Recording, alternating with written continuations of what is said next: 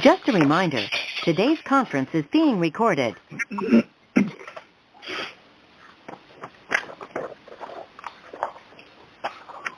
Thank you, Madam Clerk. You're welcome.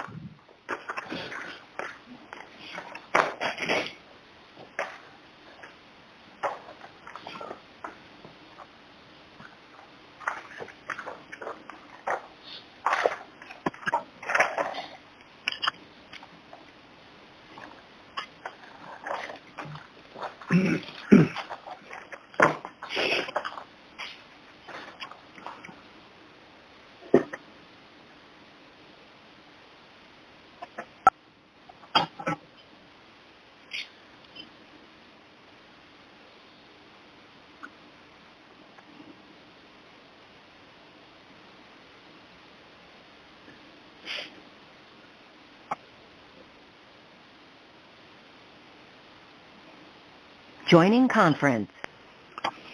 John Jackson. Welcome, John. Good evening.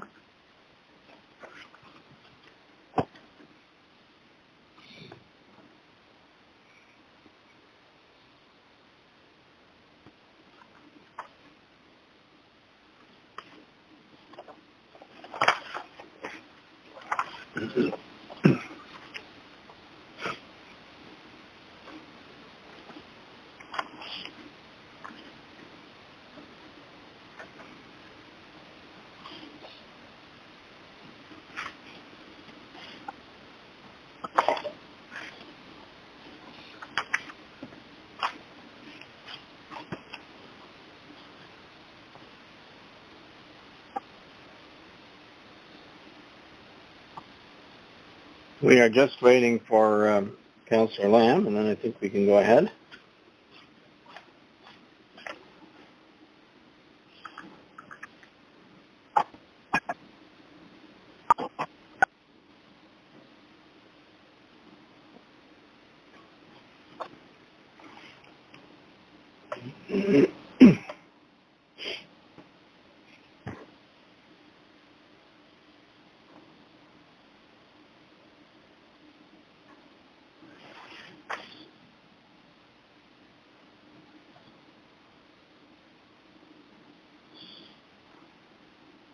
Joining conference.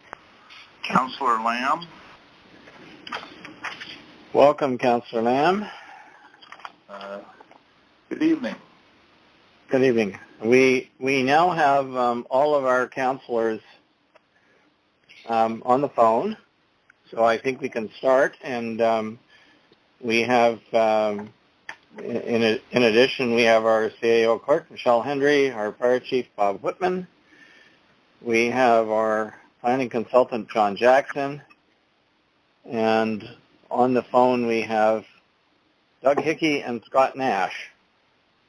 And that's all I've heard. If there's anybody else that I missed, please speak up. Okay. Thank you. I would like to call the meeting to order then and ask if there's any disclosure of pecuniary interest.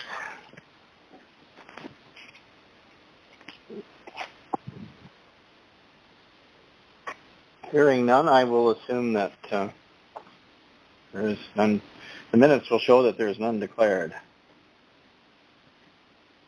Undeclared. Before I ask for a motion to approve the agenda, if I could just remind everybody, if you are not speaking, if you wouldn't mind muting your phone, you can do that by pressing the mute button on your cell phone if you're on a cell phone, or by keying in *6, which acts as a toggle. Joining conference. Peter Napton. Welcome, Peter. Peter Napton. Yes, good evening. And I will just add your name, to the list. I was just starting to say just to remind everybody, if you're not actually speaking, if you wouldn't mind muting your phone, just so you don't pick up a lot of background noise. And of course, when you when you do decide you want to speak, don't forget that you have to unmute it. Otherwise, you'll be talking, but we won't hear you. So Okay. with that instruction, we can proceed. I'm asking for a motion to approve the agenda from councilors. I'll make the motion, Councillor Lamb. Thank you very much, Councillor Lamb. Seconded by? I can second, Councillor Woods. Thank you very much. Moved and seconded. Is there any objection to the agenda? Any additions or deletions? Or okay, hearing none, I will declare the agenda approved. Thank you very much. We have no presentations or delegations this evening, so we are ready to move into the committee of the whole to discuss planning items. Could I get a mover and seconder for that, please? So moved, Councillor McEwen. Thank you. Councillor McEwen moved, seconded by? I'll second. Thank you. Councillor Garland-Matthews. The Council of the Municipality of Whitestown hereby moves into committee of the whole at 6:35 p.m. Can I assume that everyone is in favor of that? There are no objections? Okay, hearing none. We are in committee of the whole.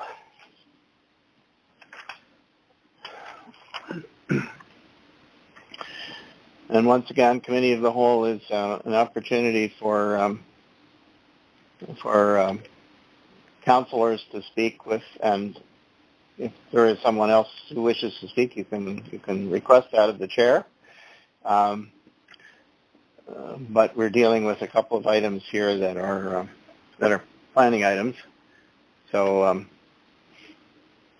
and we'll just have discussion about them and questions, and then if when we come out of committee of the whole, we'll deal with any resolutions that are attached to them. So the first item is an application to close and convey a shore road allowance.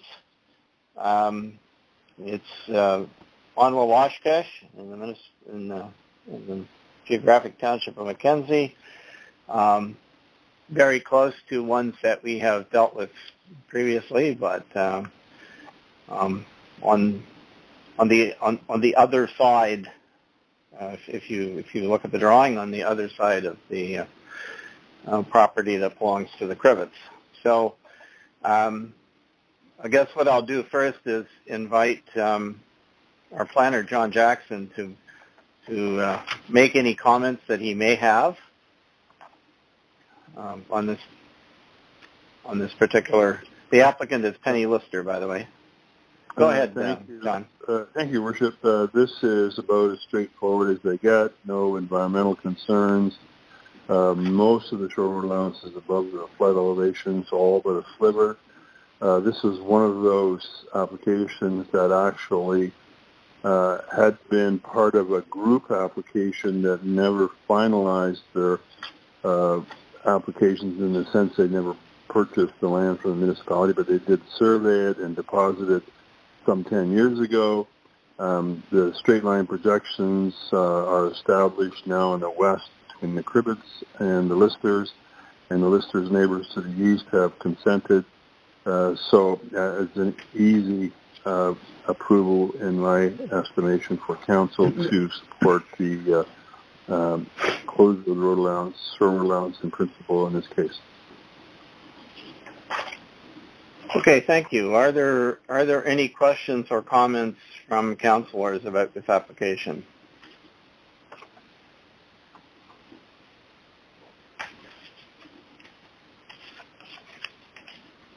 Well, I'm not hearing any. Are there any members of the public who wish to speak to it?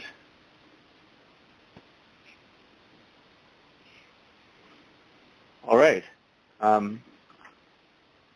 Thank you for that. I think what we can do is simply we can move on then to the item 6.2. We will come back to it in a bit to this application and pass a motion later. But this one is an application to enter into an encroachment agreement from Stephen Green, and he is a ratepayer on Shirley Road. And some of you will remember that we did deal with this application some time ago. It's a situation where the property in question does not actually have water access, and they wish to put a dock, and the place to put the dock is close to a causeway. The approach that the previous owners took was to apply to the municipality for or requested an encroachment agreement from the municipality, and they were granted one, but these agreements do not survive a change in ownership. So the new owner, Mr. Green, is back asking if he can do the same thing, essentially. And once again, I'll ask our planner, John Jackson, if he has any other comments that he wants to make about this particular one. I think actually, Worship, you've covered the background quite comprehensively. This is the case where this has been authorized probably now well beyond a decade. So this is just recapturing that authorization.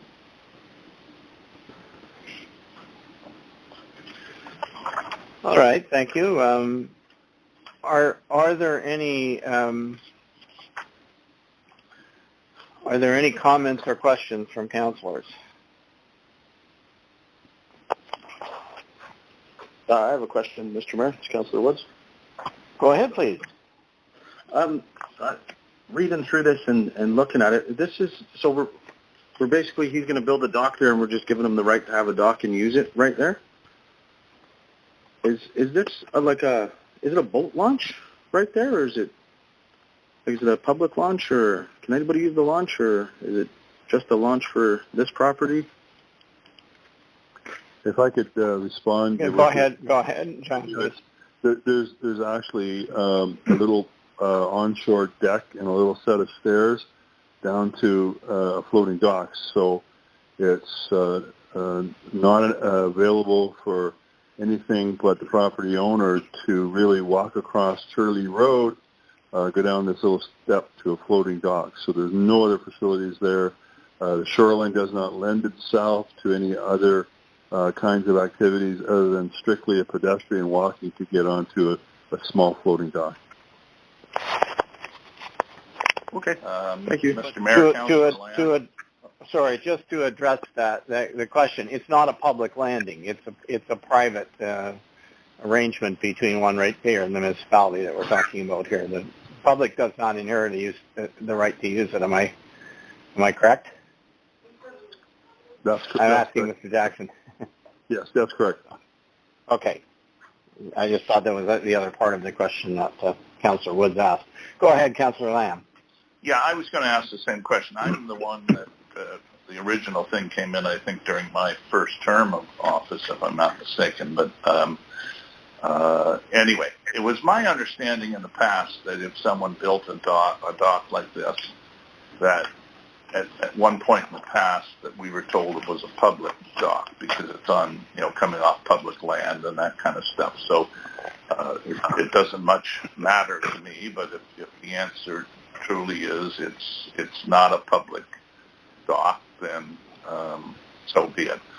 I had also called up this afternoon and talked to our CAO that there was no insurance element to this in the original agreement that was passed to council and in the public docket this weekend, and that I recalled in the past there was always that they had to have it insured for liability and that sort of thing, and I see that's been added to the document tonight, so I'm happy with that. So, thank you.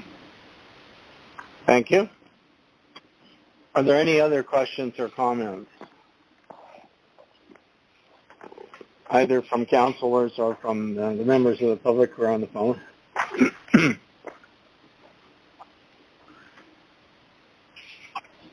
All right then. I guess we will come back to that one then as well when we get to our the bylaw section of our meeting. All right then. So at this point, I'll entertain a motion to return to our regular session, please. Leave the committee of the whole and return to our regular session. Going to get a mover and seconder. I'll move, Councillor Lamb. Thank you, Councillor Lamb. Seconded by. I'll second, Councillor. Sorry, was that Councillor Woods?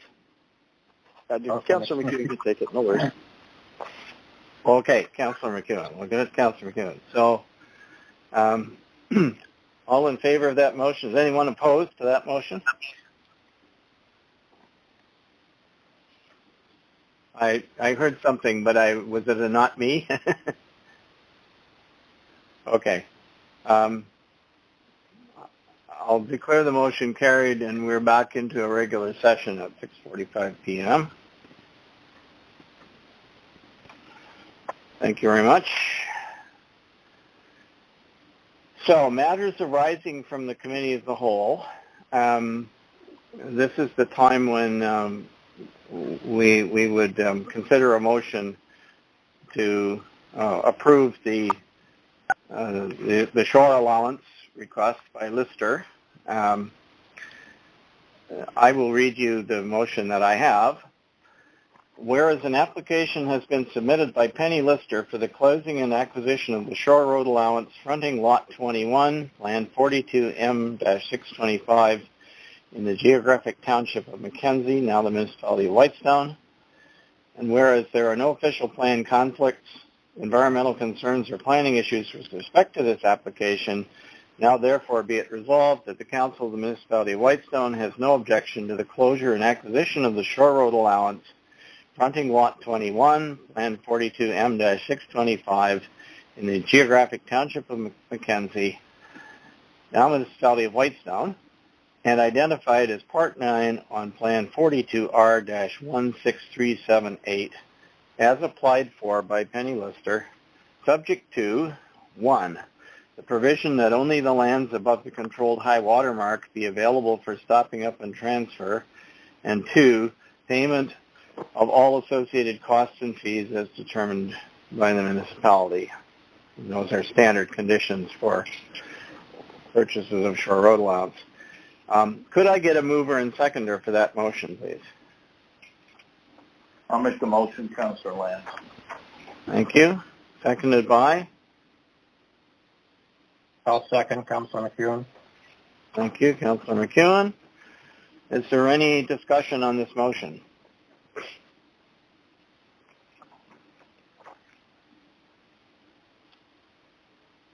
Okay.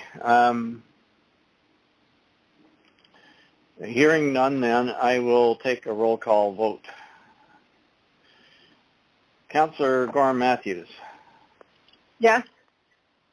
Leaving Councillor conference. Lamb. Yes. Councillor Gorham Matthews?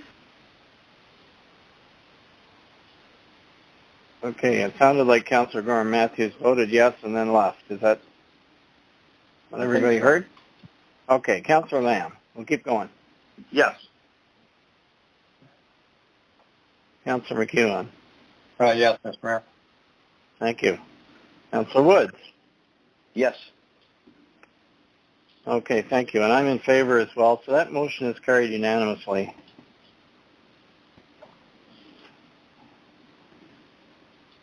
Thank you. I'm guessing that Councillor Gorham Matthews hit the hang up button instead of the mute button. So hopefully she'll be back shortly. Well, thank you. Joining conference.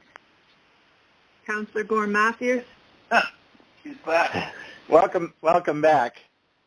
Yeah, You're I hit hang up instead of mute. That we speculated what happened. It's one of those nights. Yeah, that's all right. Glad you're back. We are now ready then to move into a public meeting to consider a rezoning application. I know it sounds like a lot of procedure back and forth, but could I get a We don't have motion anything for the encroachment agreement? where it's under bylaws, Councilor Lamb. Oh, okay, thank you. We will get to it, not for a sec. Could I get a motion to move into the public meeting, please? I'll make the motion, Councillor Woods. Thank you. Seconded by? I'll second, Councilor McEwen.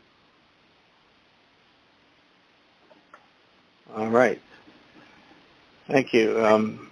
So the motion is that the council does hereby move into the public meeting at 6:50 p.m. And that's to consider an amendment to rezone part of Lot 37, Concession 14 in the Township of Burton by MJ Development Incorporated, and our schedule of proposed user fees and charges. So just before I'll call the question first and make sure everyone has agreed that we do this. Is there any objection to going into the public meeting?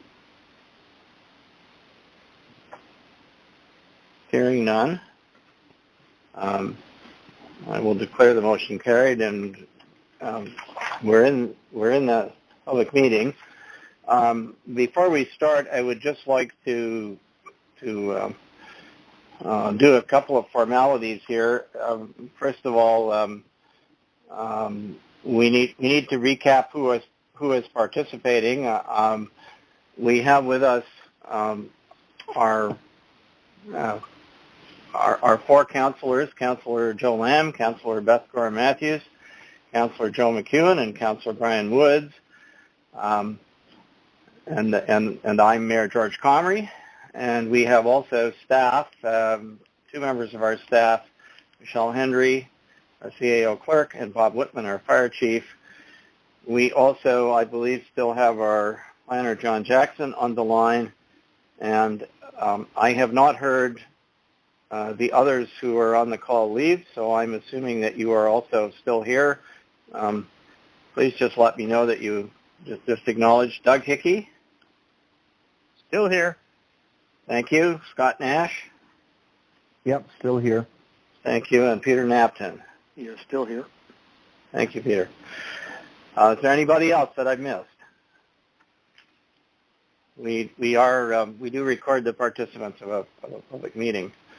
Once again, I'll ask if anyone has a pecuniary interest to disclose in these matters that we're talking about. Okay, hearing none, I will assume that I will cause the record to show that there was none. No declaration of pecuniary interest.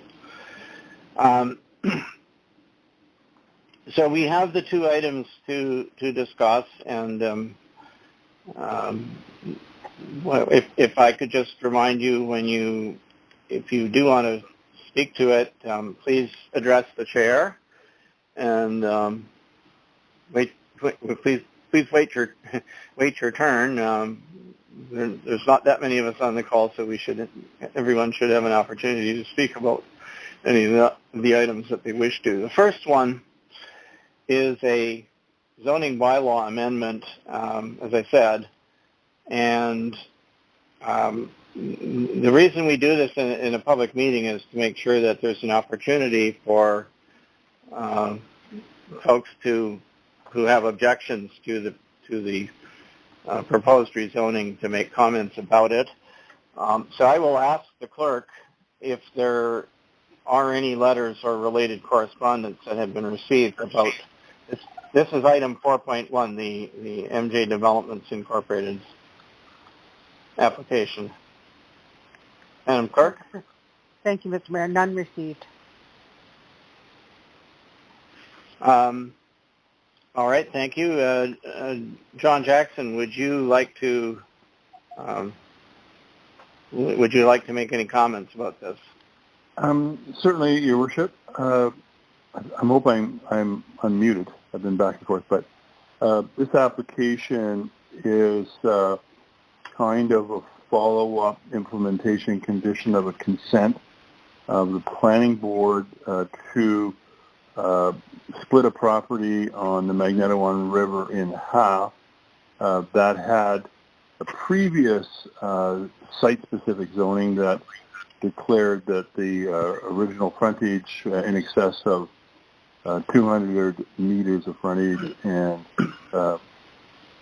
2 hectares or 5 acres was to be resplit. So we're taking that original site-specific amendment and we're rejigging it so it recognizes the consent that the applicant has received from the planning board. So it's quite perfunctory.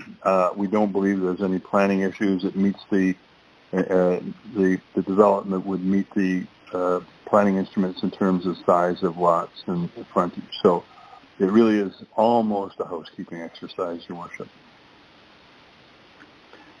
Okay, thank you. And am I right in saying that the council did approve the actual severance of the one parcel of land that we're talking about here back in the fall of 2019, and that a condition of that consent was that the property had to be rezoned because it no longer would fit within the previous waterfront one exception zone that the lot in question or the parcel in question was in. Is that correct?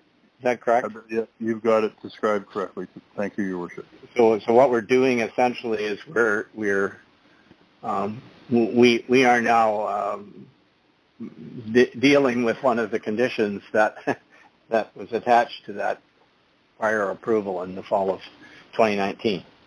Correct. Thank you. I don't believe the applicant is present. Am I right in saying that? There's no one representing the applicant wishes to speak? Okay, so I will ask if there are questions or comments from councilors or the public and from anyone concerning this particular application.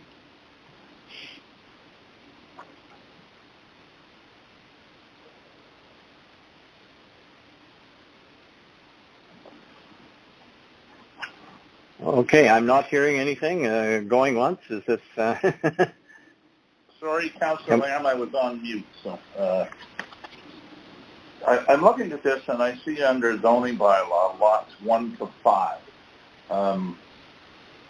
So we're actually splitting a lot, are we, at this point, and rezoning it, or are we rezoning all 5 lots? It's unclear to me. Maybe I've misread it. Do you want to respond, John? Okay, if I could explain that, Your Worship, through the splitting has already been completed. One of the original 5 lots that was created were all packaged together in a minimum lot size fabric so that they would have to come back through a rezoning process if what is happening ever did happen. So this is taking one lot where one of the prospective purchasers has made an arrangement with the seller that he'd buy the lot so long as it could be divided. So it's gone through the land division process. One of the conditions was it has to go through the zoning process to, in fact, align with what was approved by the previous decision of council and the planning board. So it's one of the 5 lots a number of years ago that were created that is now up for a redivision. So in essence, there'll be 6 lots at the end of this? Or at the end of this, yes, that's correct. Okay, so my question is, when does it become a subdivision?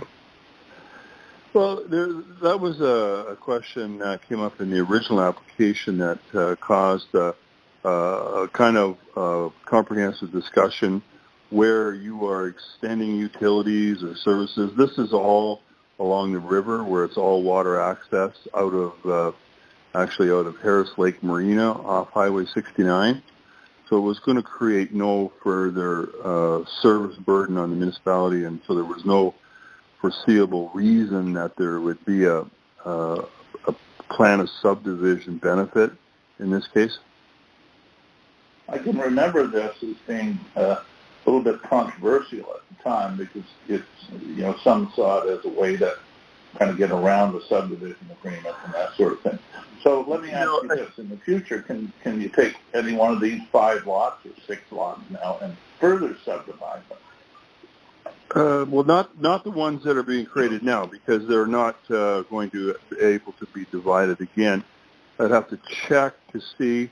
They were large lots, part of the rationale, but there was peculiar shape and point of land with peculiar uses. There were some existing camps on the property, and there were some kinds of configurations where the density really wasn't a total of 5. It was more likely a total of 4 if one were to look at it.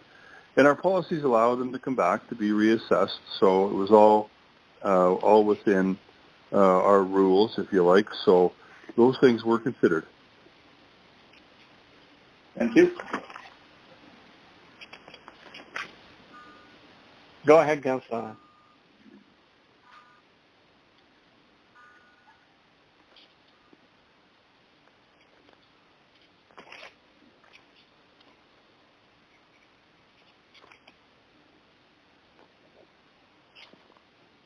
Hello? Councillor Lamb, are you there? Yeah. I said that's okay. Thank you. Oh, sorry. We didn't hear anything. We heard you start to speak, and then you cut out. Oh, sorry. No. Sorry. Over and out. Yeah. Thank you, I said. Okay. All right. Yeah, I remember the discussion about this in the fall of 2019, and I think there was the concern then that this not be that this not become over a period of time the creation of what when I use the word subdivision, I'm not thinking in a legal sense, but a very large number of lots by simply serial division. It is in an area which is as our planner indicated is a water access area, but it's much more wilderness than the typical areas that we consider subdivision on. I guess the only thing I might say in sort of defense of council's decision in 2019 is that in effect what we are proposing to do here with this zoning bylaw is to return it to is to take these 2 parts of the lot that is essentially being split and make them into they would still have 100-meter frontage and 1.8 hectares of land, and so they would end up being what we would normally zone if we were doing it fresh as waterfront 2, as opposed to a waterfront 1 exception zone. So we're not subdividing them into, or we're not allowing them to be subdivided into smaller parcels than we would in a normal lake. It's just the ability of to support a large number of lots from water access lots from a marina, which is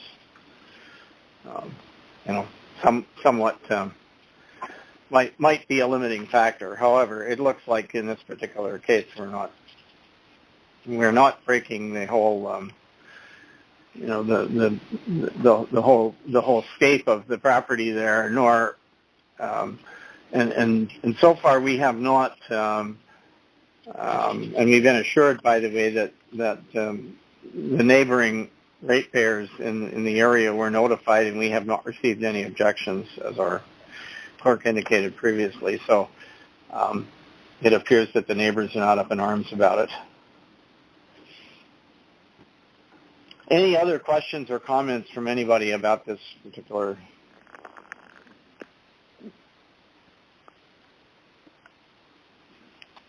Okay, I am hearing none. I would suggest that we move on to perhaps a somewhat more complicated matter, which is our fees bylaw.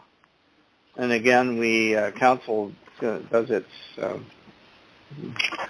its final consideration of a fees bylaw in a public meeting. So. We have circulated again a schedule of user fees and a series of schedules of user fees and charges in various areas. And I suppose I should begin by asking the clerk if we've received any correspondence with respect to those schedules, the proposed user fees bylaw. John Jackson. Evening, John. We did not, Mr. Mayor.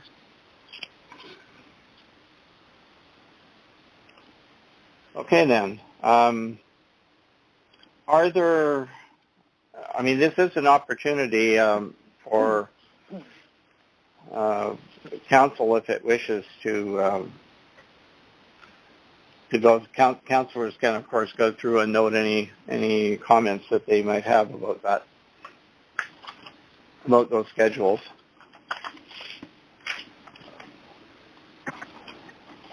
Mr. Mayor, Councilor McEwen.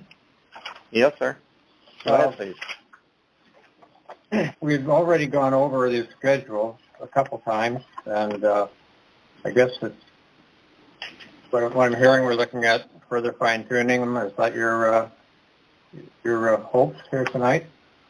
Because it seems like most of it's been pretty much looked at and considered, and for the most part, I thought approved. I do appreciate your comments that you sent out today. It's mostly things that we've looked at in the past at some point in time, so could look at further review of it. So is that what it is this evening? Is just another go through and refine it? When we get to the bylaw section, because it is a bylaw, if council wishes to approve it, they can. I guess there are three options depending on where you sit with it. And Councilor McEwen, you are correct. We have spent quite a bit of time on these. When I went through it, I noted a number of things that we had discussed that I had expected to be changed, and they weren't. So there are still some things that I find in it that are problematic, and perhaps that's my fault for not having looked at it carefully enough as we went through it, sort of schedule by schedule. But there are some minor corrections that would be made. There are also, I think, some policy items to be discussed. But again, the council could approve it as it is if it wishes. The council could also, when we get to the bylaw, have a first and second reading, and then we could, send it out for correction of or changes to minor things that had been discussed. Or we could send it back to staff for a further revision. The only thing is, if we're going to do that, we need, I think, to be able to tell staff what it is that we want changed in it. And other than sort of minor comments, I can tell you what my comments are, but I was hoping that other councillors would have looked through it and decided whether they saw any issues with the same things I did, or they saw, or they had other concerns that they wanted to raise. So, Mr. Mayor, this is the chance. We are in a public meeting, and we can also ask our members of the public who are with us if they have comments that they want to make about it too. But let me start with the councillors if there are any. Do you have some comments, Councillor Lamb? Well, I share Councillor McEwen's concern. We've been through this several times, and we're at the public meeting stage, and then we have an 8-page document. And I think some of them are fairly easy to answer, but it seems like we're looking, towards perfection here in every area, and we've been over this at least a half a dozen times, I think, over the last year or so. So I just don't want to be sitting an hour from now still discussing the fees bylaw. And that's what tends to happen in these meetings, and they go on till 10:30. And I think we should skip, through this really quickly and, get explanations. I think some of your suggestions are probably pretty good. And, some of them are just grammatical, so I'm sure staff will just do that. But I don't want to go on and on and on this document. It's exhaustive for council, and it's exhaustive for the public, I think. So as long as we skip through, I went through the thing in detail. I have no other questions other than, I guess, we'll answer the questions that you have. I have nothing else to bring up. So thank you.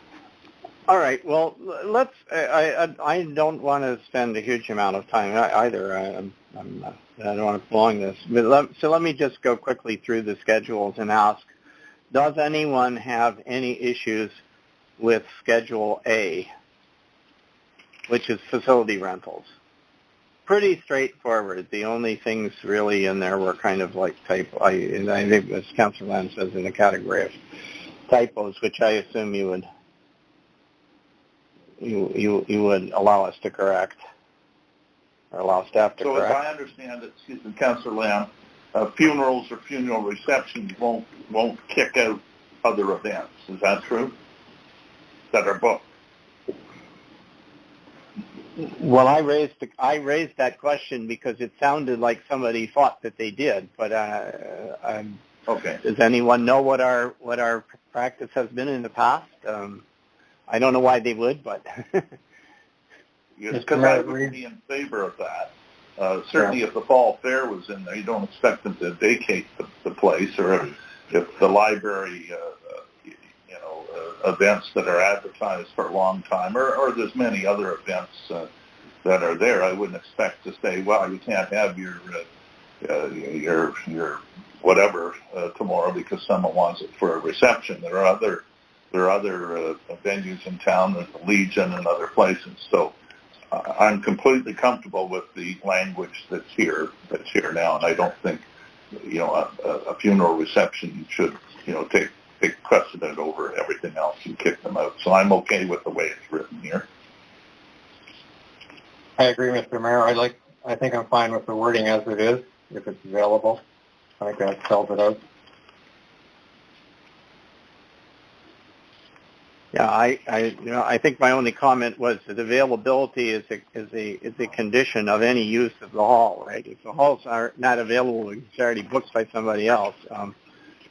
Unless we have some kind of an emergency situation, then people call up and say, "Can I use the hall for this particular time and date?" And they're told, "No, it's not available." So what do? They pick another time and date.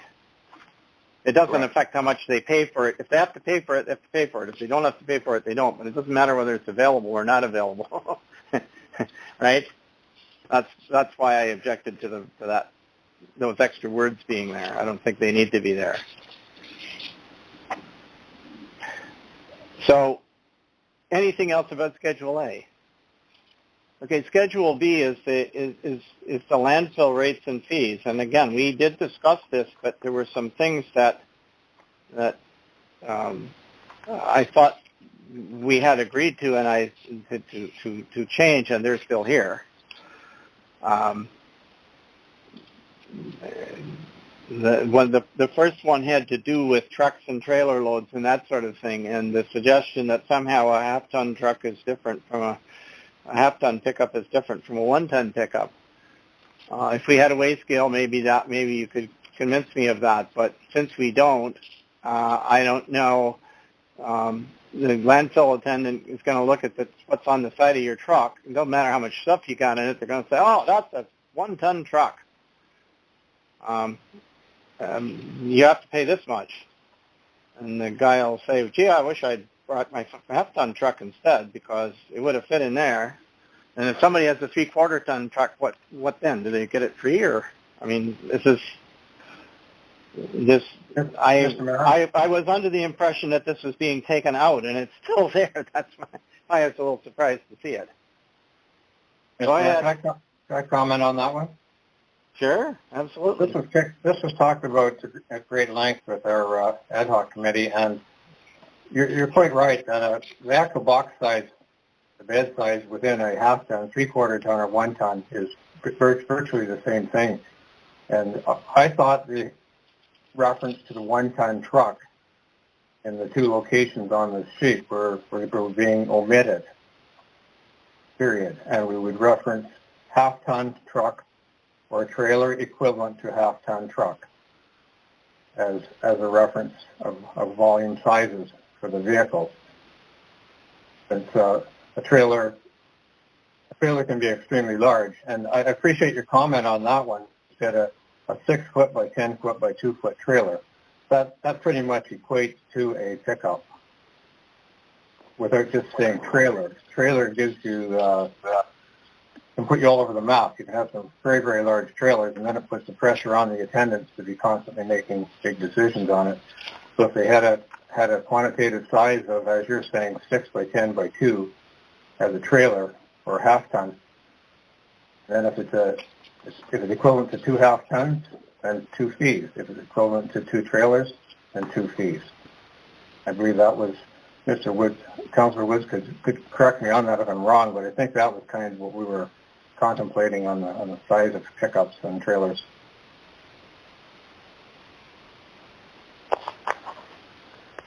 Yeah, I could say something to that through you, Mr. Mayor. Go ahead, please. Well, that is kind of what we came up with in the committee. If you come in and you built up big sides on your trailer, then you would be charged for a double load. I do like the formula that you put down, 6 by 10 by 2 trailer, or anything kind of equivalent would work. That would definitely cover any sized truck box and, any small utility trailer that most people would have. So I mean, I don't see any problem with the size of what we had said, but the difference between half-ton and 1 ton, I was of the same impression. That makes no sense unless we had a scale situation. I mean, the fee could go up a little bit. I think it would be a good thing for the fees to go up on it a little bit. For a load price, $35 for a truck or trailer load is low, in my opinion, in my experience for other facilities that I've used all across Ontario.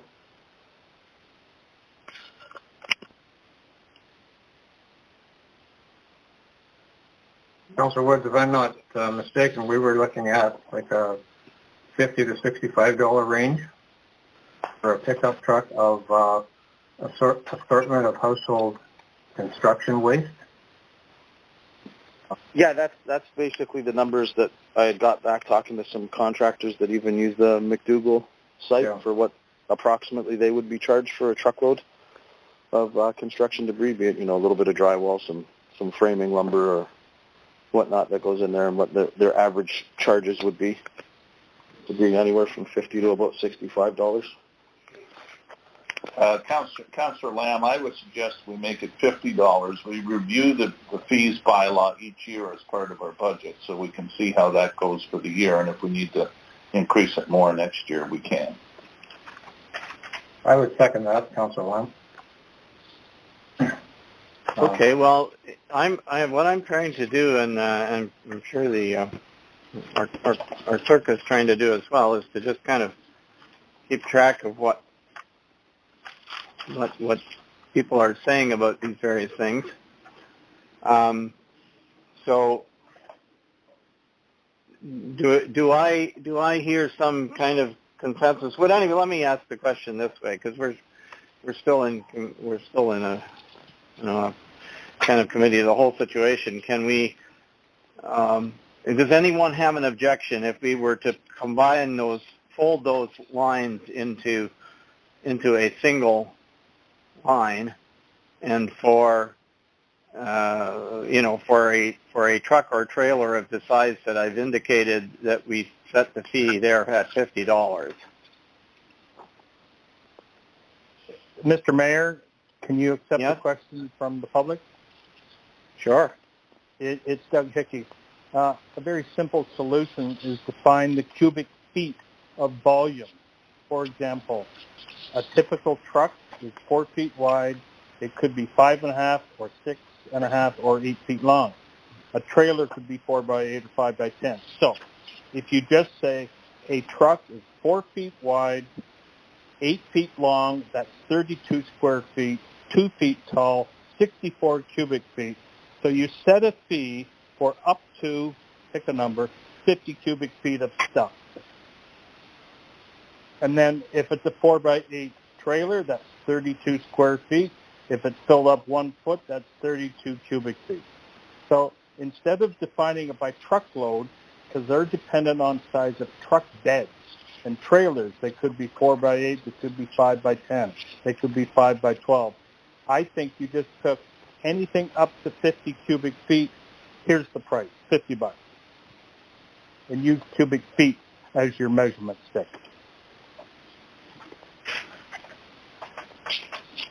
Mr. Mayor, can I comment on that further, please? Sure. Go ahead. Thank you, Doctor. Judge, we discussed that at some length too, and the logistics of it for the folks at the landfills when they're busy and trying to determine, okay, it's X size in volume of feet by feet by feet now, or cubic feet. And when we talked to them and kept bringing it back and forth, we did several times. I think we finally determined that, okay, if we can quantitate it by a truckload, a visual truckload, that seemed to be what they were familiar with and what they thought would work the best. And just try to relate the size of a pickup box to what they see, whether it's in the truck or on a trailer, and just go with that. Because you're saying, Doug, just exactly what we came up with and discussed at some points there. And getting into the volume sizes of it and cubics and stuff, it became difficult. So we tried to go with just a visual size of something, which would be like a truck box or a trailer box equivalent to the truck. I don't know if that helps.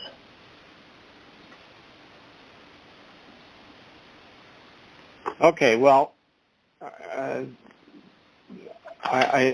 think what Doug Hickey was suggesting goes along the line of what I was doing, and I did some of the same calculations that he did. I sort of said, well, what are the sizes of these things? And I looked at the trailers that we have and how big they were, and I said, well, within a certain size range, if you're treating that, but I guess the real question is, do we want to have the implication of the old schedule was that we had two different sizes of load. We had a small truckload and a large truckload. Do we want to say, okay, up to a certain number of cubic feet or cubic meters, you pay this much, and if it's over that, you pay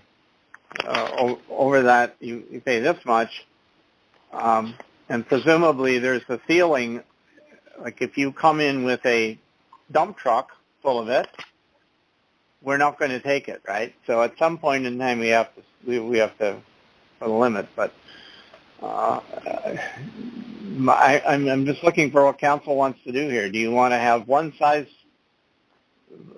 fits all and one price for it, or do you want to have and say anything over that you can't bring it, or do you want to have two different sizes and charge different rates as we were as the schedule suggests right at the moment? Mr. Mayor, Councilor Woods. But yeah, go ahead. I think the formula that you came up with, the 6 by 10 by 2, that would it'd be that or anything less would count as one full load. But we should still have the option in there. So if you come in and you have it would be a very small amount in your trailer. we could still allow the attendants to say, okay, well, that would be the equivalent to a half a load for someone. You know, someone's bringing in just a little bit of debris and they pay $50, or someone with a full jam trailer and they pay $50. I still think we should be able to have that provision that the attendant, based on their judgment, could charge a half load.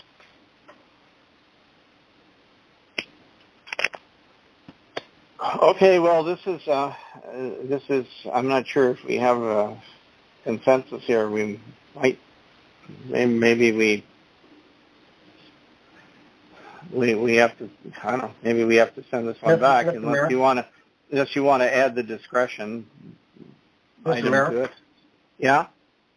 That was exactly what we had discussed with Brian Sheridan on ad hoc, and that was there could be discretionary decision making here. If it is half a load, you charge them, say, $25 if we're charging $50, and $50 for a whole load, and $100 if it's 2 loads in one, or $75 if it's a load and a half in one.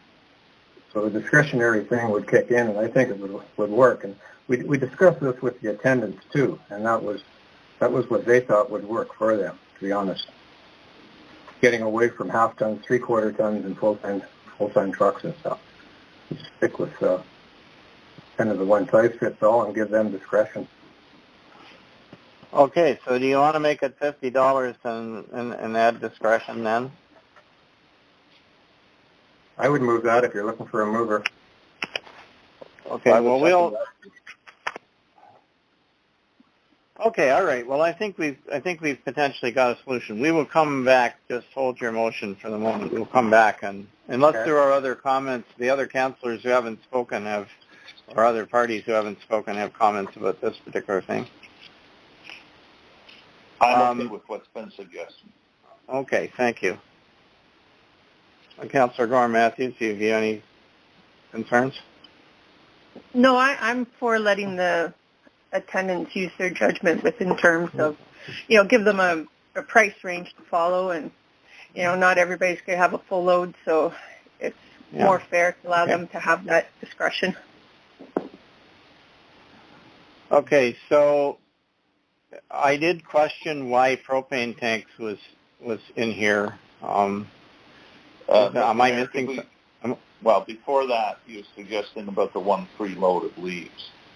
Oh, sorry, the yard waste, yeah. I personally think that we should keep the one free load. It's been in place for years. It allows people to collect their grass and leaves and that sort of thing in the spring and clean up their property. We're already asking, many of them, or all of them, to now take that load up to Alls, which isn't cheap if you're used to taking it to York Street. And so I think at least for the next year or so, we should keep the one free load. I think if they decide not to take it up there, there's going to be more of that sort of material burnt outside. And I just think to charge them $10 for the first load, I think is a bit of overkill. And they've been used to this, and they've also been used to thinking of it as part of what they get back for their taxes. Anyway, that's my comment on that. Mr. Mayor, Michelle Hendry. Yeah. On May 27th, there was a resolution passed that adopted one of the task force recommendation, which did include the maximum one load per household at no charge for the time being. Okay, thank you. So I guess the question, this is almost a separate discussion because I'm not sure whether, in fact, that needs to be put into the fee schedule at all, because if you decided at some point in time you didn't want to do it or whatever, but Mike, I'll ask the clerk, do you think this should be in the fee schedule, or should it be dealt with separately by a council resolution? Because what we've done in the past, if you recall, is we have actually sent out a little wee green piece of paper with a tax bill and it said, this voucher is good for one free load of leaves, and you had to present it, or you were supposed to present it at the landfill site. So, I mean, we could always do that regardless of what the schedule says, right? That's correct. We didn't do that this year because we didn't have a newsletter in May, but what we did is we gave the landfill attendants a listing of property owners, and as they came in with their free load, their name was stroked off. And it seemed to work okay for them. It didn't cause any grief. But that was, it really, it says for the time being. So it's something that could be revisited on a yearly basis, and I don't believe it needs to be in the schedule. In the schedule. There's nothing in the schedule about it now. As I went by, I just wasn't sure, because in the past, we haven't charged for it, right? Well, I guess we did. Yeah, we charged $7. I agree. Okay, well, thank you. It sounds like we're not suggesting any change to that particular policy. Is there? Does anyone have any response to my comment about propane tanks? Mr. Mayor, one other thing before you leave the yard waste and brush, it's got that 1 ton connection in there again. I would stroke that, omit that line. Yeah, I did. My suggestion was that we would apply the same rule to both of them. Yeah, okay. Both the yard waste and the sorted household construction. Okay, thank you. What about propane tanks? I could speak to that, Mr. Mayor. I didn't even realize that we took them, but at a landfill, because there's lots of other people that will take them, but they could be scrap metal. Our new scrap metal service provider has indicated that if there's a large quantity, there may be a charge for them to be picked up. And they obviously don't want tanks in the scrap metal, so they have to be separated. If they can be refilled, for the most part, people are getting rid of the old rusty ones. So that's in there just in case we have to have a service provider come and pick them up. If we can get rid of them for free, then we certainly will, and there'll be no charge.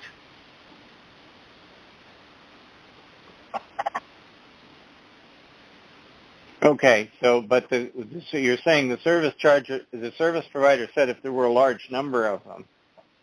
He was just telling us of the experience he had in other municipalities where there was a buildup of propane tanks. We're now clearly separating them out of the scrap metal pile where they weren't separated previously because the scrap metal provider doesn't want them. He was just telling us that there may in fact be a charge to pick them up in the future by another service provider, not him. He doesn't deal in that type of product. But you're right. For the most part, we want them to be. I guess the question is, do we want them, given that other people will take them?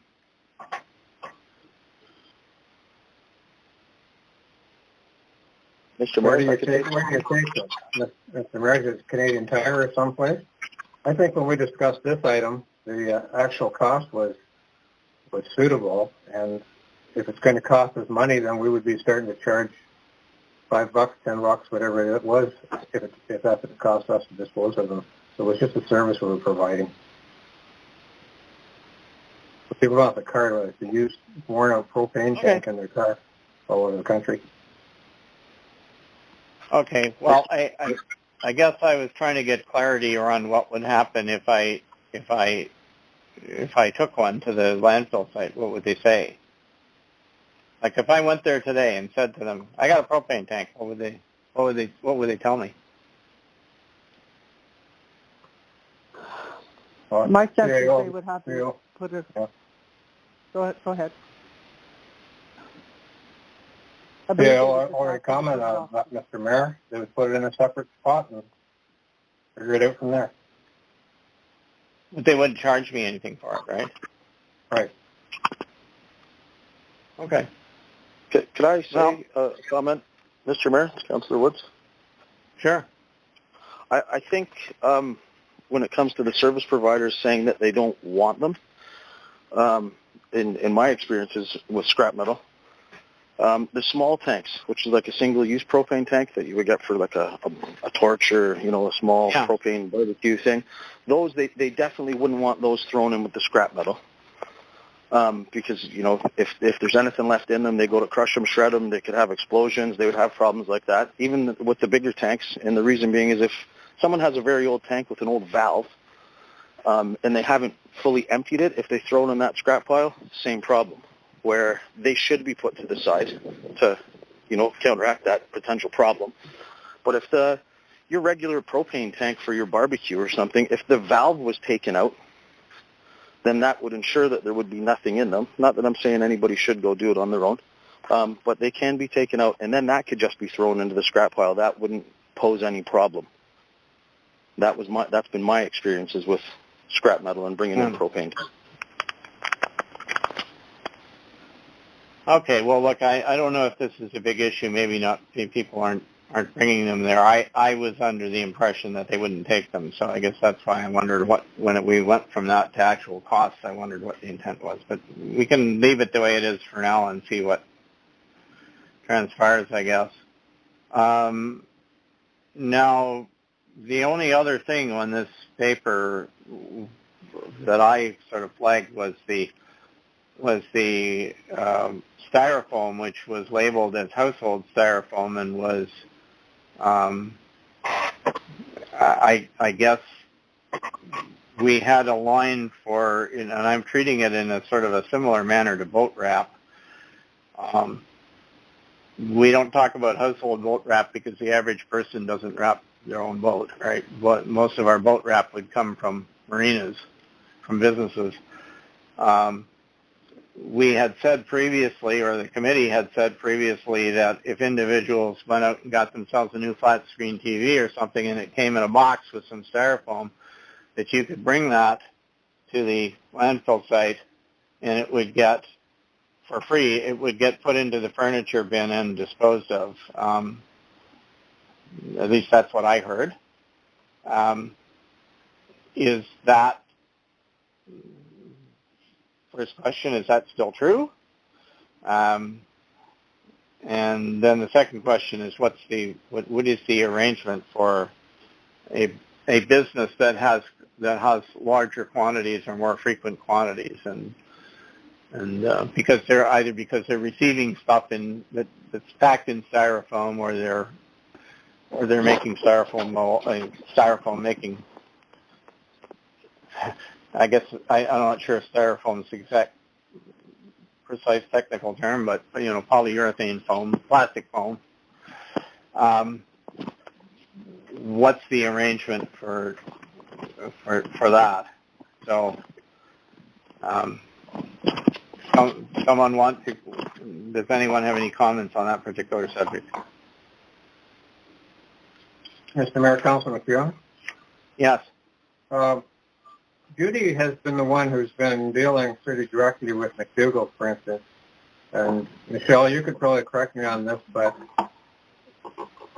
I actually talked to McDougall myself when we go back a while on the committee. So they allowed exactly what you just said, Mr. Mayor. So all incidental items of packing around, say, televisions or furniture, they could be put directly in the furniture bin. And the issue came up, well, what could we do with other types of styrofoam, like loose stuff in bags, or we zeroed in on a 45-gallon drum or a 120-liter bag sort of thing. So that could be dumped in with the furniture and accepted. And it didn't appear to be a great volume thing. It would go to the bottom of the bin. The weight wouldn't be a factor. So it became sort of a business/household product, we thought, without trying to commercialize it and get into something different. But we don't have a whole lot of users with it. So I guess quantitating it, trying to come up with the volume of it, and then the actual price per bag or per certain volume. The committee came up with a $10 per 120-liter bag. I understand that's a bit of a controversy over there, but that was the request that was brought forward, or suggestion, let's say, that was brought forward from the committee. I don't know if Michelle has more information. Judy is not present this evening. She's been our numbers lady.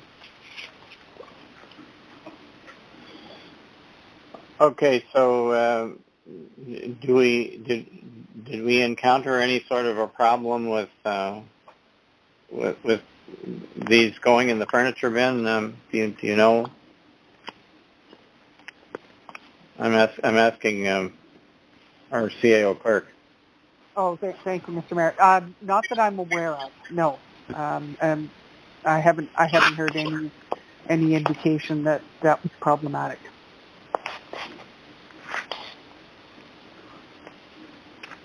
So there should not be anything to stop people from bringing the whatever it is, a 120-liter bag or a 45-gallon drum to a landfill site, paying the $10 and having it disposed of. Is that? That's the information I have at this time.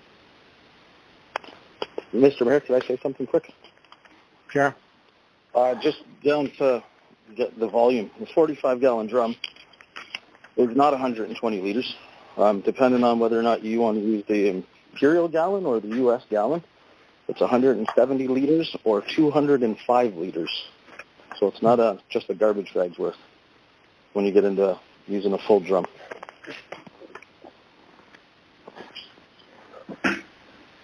Yeah, a 45-gallon drum is a long way. Like I guess I was thinking in terms of maybe. Well, anyway, if somebody came with a larger quantity of that type of material, what would we do then? I mean, if they had the equivalent of two 45-gallon drums, would we charge them $20 and take it, or there isn't an attempt to limit how much there is, right? Mr. Mayor, if I could just speak, I don't know, I may be out of line here because of the fact that I believe the councillors are still have an opportunity to speak, but it's Peter Napton and I... Go ahead, Peter. Yeah. That'd be okay? Sure. Yeah, I just, while we're on this topic, I know there's been a few things going around, and it's kind of making me look like the big bad ogre here. And all I really need to do is get some clarification. And while we're on this subject, I know Councillor Woods and Councillor McEwen came to our facility, and I showed them exactly what we were doing and the material that we had that was going into the waste. And what we've done, we've really reduced things down because of the fact that we were taking, Councillor McEwen actually had made note of this. He said, there was some plastic in with the foam.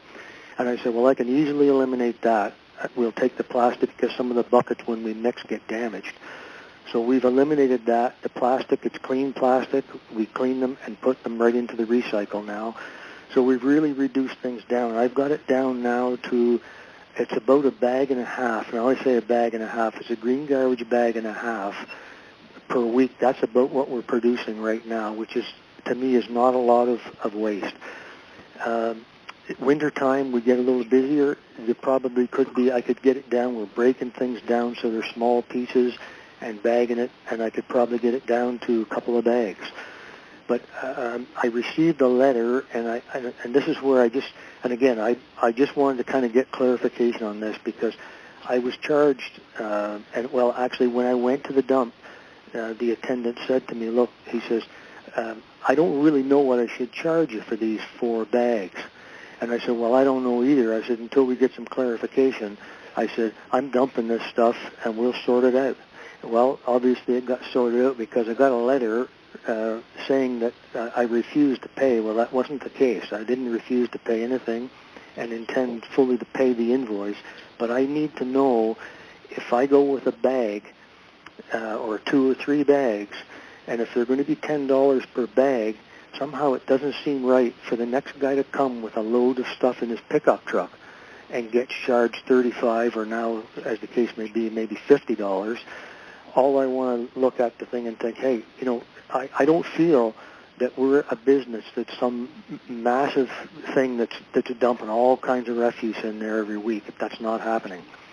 So all I need to know is if it's going to be in fact a $10 charge for, and I know there's a 45-gallon drum mentioned here, which is certainly larger than the green garbage bags I had that day. It looked like a bag of household garbage. That's all it was.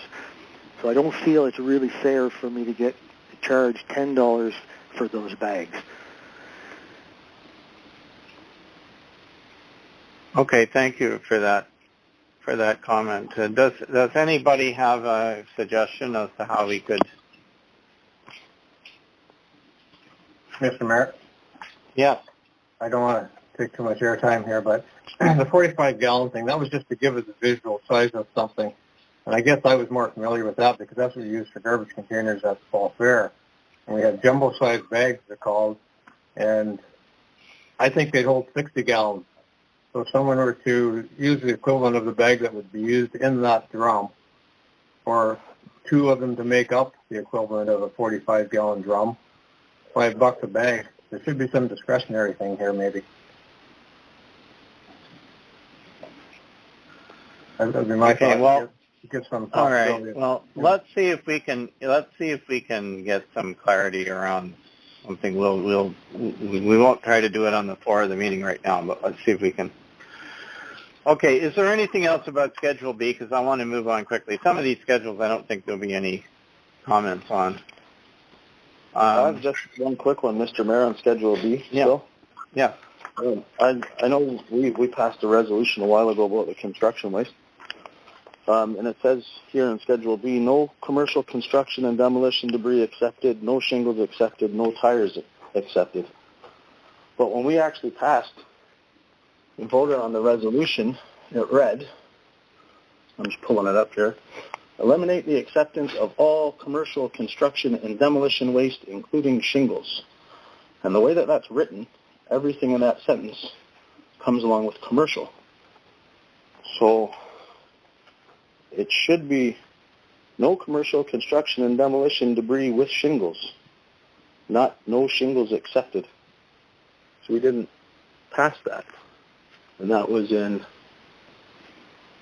February 18th, the resolution I'm looking at. It was supposed to come into effect May 1, 2020, but then that got put off because of the COVID restrictions. So what you're saying is that shingles could be included under select household construction waste. Is that what you're saying? As long as it wasn't what we voted on for commercial construction and demolition debris and shingles.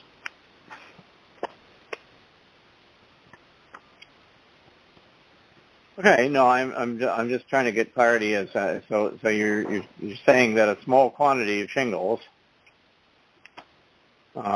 somebody could bring in their trailer, the sorted household construction waste, and we would take it. Is that your understanding, Councillor Wood? Yeah, provided it wasn't from commercial construction and demolition. Yeah.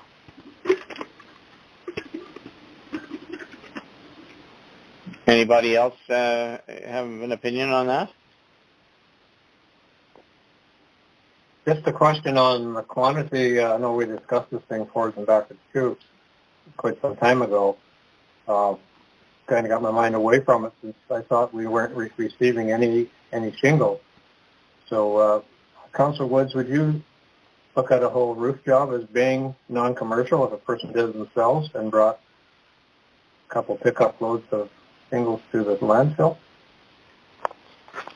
Well, it's defined by what it was said, commercial construction and demolition.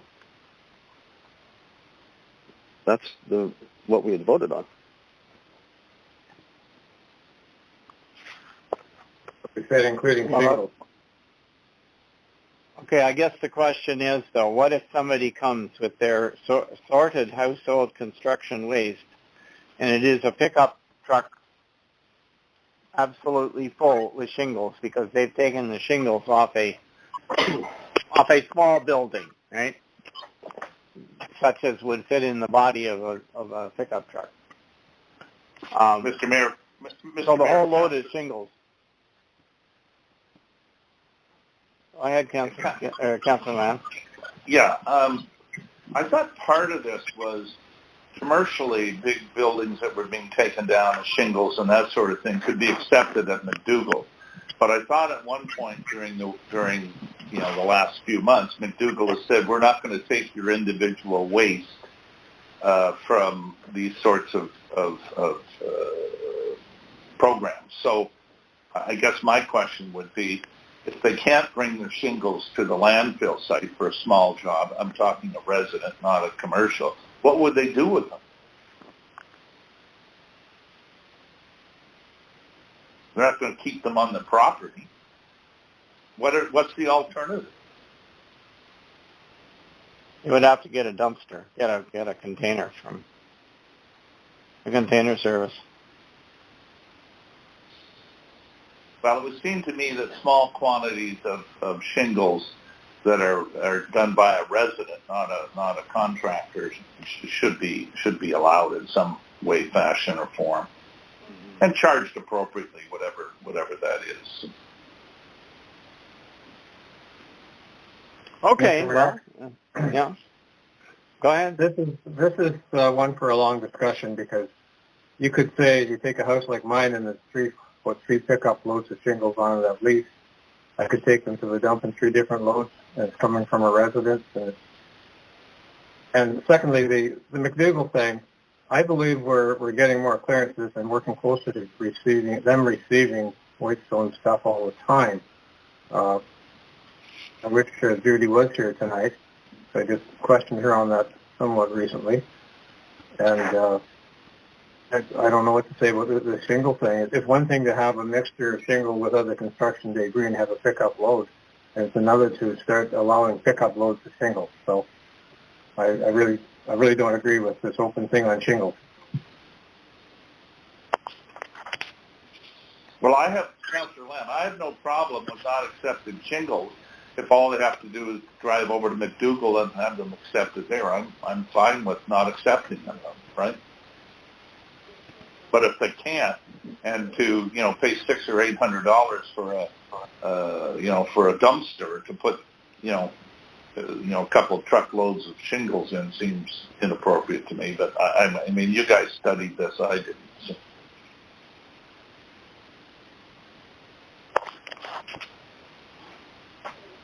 Mr. Well, Mayor? we seem to have an open-ended. We seem to have a difference of opinion as to whether any should be accepted or. But my understanding is that individuals cannot take a small quantity of shingles to McDougall and dispose of them. Am I right, Madam CAO Clerk? That is correct. We are, as Councillor McEwen said, we're continuing to negotiate with McDougall, and we're hoping that as the COVID situation stabilizes a little bit more, we'll be able to open up those discussions and have individuals attend the McDougall landfill site for those kind of things. But at this point in time, that permission doesn't exist. Mr. Mayor, maybe we just receive them as we have other stuff, so say the end of the year or at some point in time, and do a monitoring. The last time I talked to our landfill folks, which I'm not doing very frequently these days, but they were rather impressed with the fact that contractors, what they deemed as contractors, were not using the landfill when we asked them not to bring construction demolition stuff to the landfill. So maybe I'm going overboard too on the thought that we would receive too much in volume and shingles. So we don't want to hurt the, as people are alluding to, and I agree with, the very small amount. I used to think, well, maybe we can take up to 10 bundles of shingles or something if we could quantitate that. I don't know how you do. So maybe we just accept it, as Councillor Woods is alluding to, and monitor it going forward. All right. Can we agree to take the word snow shingles accepted out of that line then? Mr. Mayor, Councillor Woods? Yeah. We don't have a choice. We have to take that out of there. The bylaw that we passed was only for commercial, so we haven't put that in there. Any one of our residents are allowed to bring shingles to the dump. We made it for construction, commercial construction. Well, okay, but I agree with what you're saying, but we could go back and I guess change it if we thought we'd missed something and made a mistake. So anyway, all right, let's take it out. Can we move on to Schedule C? Does anybody have any issues with Schedule C?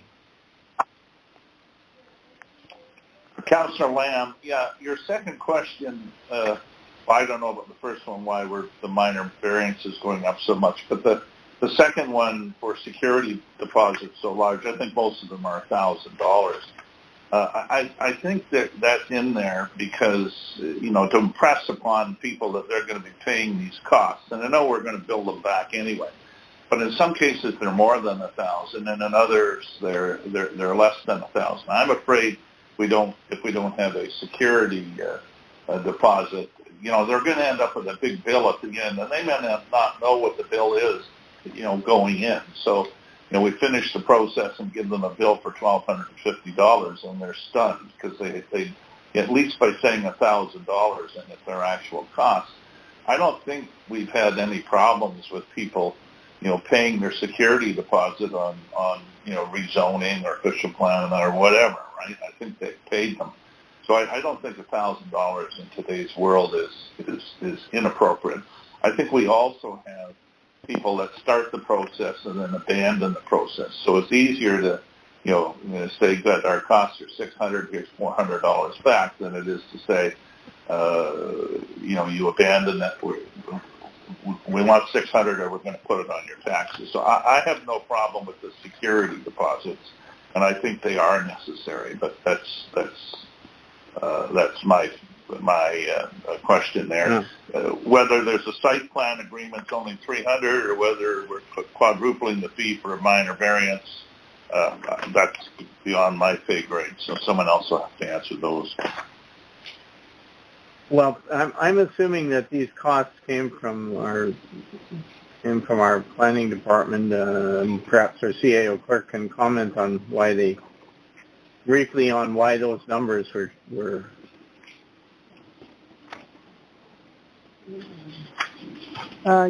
Yes, Mr. Mayor. When we looked at this, maybe over a year ago, we did some comparisons with other municipalities.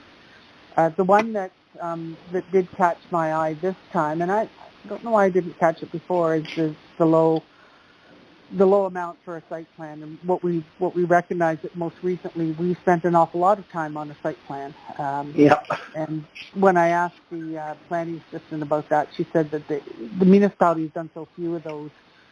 She hadn't realized the amount of time that could be utilized. I think that the one we recently did was particularly difficult because there were some challenges. Minor variances do tend to take a lot of time. The CBO has to go out. The planning assistant, there's travel out there, and these are usually contentious issues that have to be dealt with and take some time. So I would recommend, if we're going to make any changes, you want to bump up the site plan non-refundable administration fee, and it could look like just all the others of $1,000. And if you're comfortable with the minor variance, you could move that one back to $500.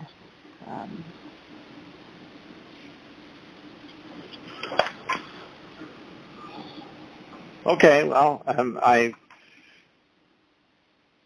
anyway, it sounds like nobody really has any. Does anybody have any strong opinions about these? It was just an observation on my part. I would trust the judgment of the CAO on what she just said. Yeah. Is there anybody else have a different opinion? I'm fine with it. I'm fine. Okay, all right. Well, maybe we can make those are minor adjustments, and if you're agreeable, then maybe we get a little closer to what's reasonable. The other comments that I had for the most part had to do with Schedule D, and I'm not disputing or questioning any of the actual numbers that are in there. What I'm really questioning is the ability of an ordinary person to interpret what it means, because the columns are all jumbled up.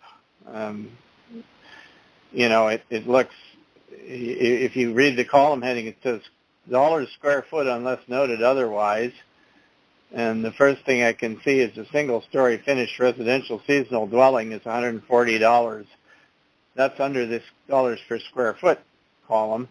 So that's, if you got a 1,000 square foot building, that's $140,000 building fee, which I know is not intended, but you have to go then look up at the very top to see a note, and then you have to go back to see that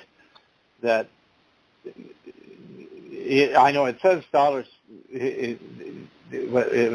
So the question is, to which rows in the table does that apply? Well, some down further it doesn't apply. Okay, some of them are minimum fees or flat fees or minimum, and so I'm suggesting that the table be reformatted, but that the numbers are okay. Now, we can either go with it the way it is, and our staff can spend time explaining to people how to interpret it, or we can clean it up but not change the numbers. So, does anybody else have any opinions about that?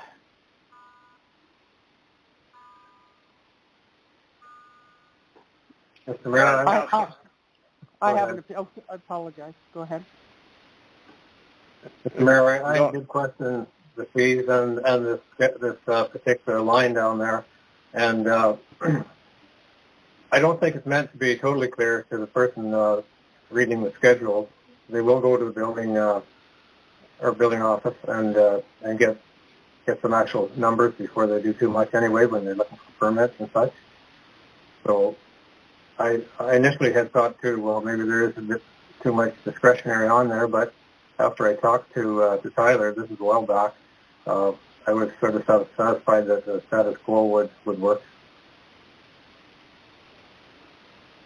Mr. Mayor, Councillor Lamb, when I read this section, I didn't have a problem with it. But again, if it's easy to reformat and improve it, then I'd say we leave it up to staff to take a look at it, and if they want to make changes, and we move on. In terms of our current rate for $1,000 of construction, that's a question more than anything. What is that, Madam Council or Madam CAO? I'm sorry, I don't have that answer. I intended to talk to the CBO, but he scooted out a bit early today, and I didn't get a chance to talk to him. Okay, well maybe you can go back to reformatting. I've looked at it, and I think it's easy to remove the column headings and have another line that indicates what, whether it's square foot or per flat fee or whatever. Okay. So it's simple. It's simple to fix, and I think there will be some. There's always questions to the CBO, but we can create some clarity there. I don't disagree. The Mayor's final question is: there's a comment below the table that refers to cost construction guidelines. What and where are they, Madam Clerk? What are they, and where are they? Yeah, I'm sorry, I don't know. Through you, Mr. Mayor, to the councillor, I would have to talk to the CBO about that. Okay, thank you. That finishes it. We go to Schedule J. We got to move along here, women. No, I appreciate fully. I just want to ask if there is anybody that has any other comments on the intervening schedules that they want to raise, just so we're not cutting anybody off here.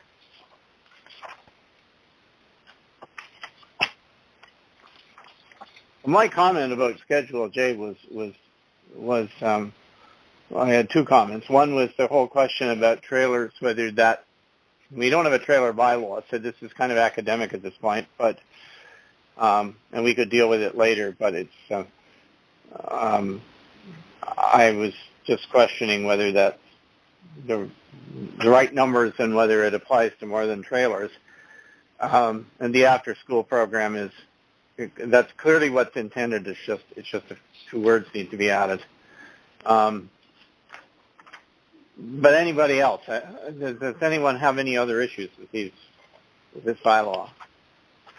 Well, Mr. Mayor, Councillor Lamb, we don't have a trailer bylaw. In fact, our official plan at this point says trailers aren't allowed. Okay, so I don't think we should be putting anything in our fees bylaw until we pass a trailer bylaw. So I don't think we need to put it in at all, and to refer to it in our fees when they're not allowed, I think it's inappropriate. As far as the after-school program, I think we don't need to put that into our fee schedule as if it's a set thing. I think, we take a look at this as we have in the past, and I don't think the after-school program has to be set at $6 in our fees bylaw. And I think we can deal with it on a year-to-year basis, or every couple of years take a look at it. Maybe it goes up by inflation or something, but I don't think it should be in there. Thank you. Anyone else support the view that those two should be removed? Mr. Mayor, if I could ask, are we not providing permits and such for trailers on properties at the old $20 fee, and we're raising it to $30?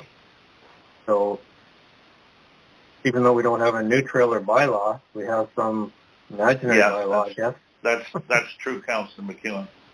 So I'm wondering if we just if we use the $30 to impress upon them that we're alive in here, and the $30 is subject to change, I guess, with a new bylaw.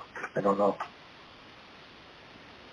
So you're saying that people are in fact paying the $20? Well, I'm surmising they are because there are trailers going in on properties. Mr. Mayor, I just wondered if we could ask the CAO clerk to clarify whether we're charging or not.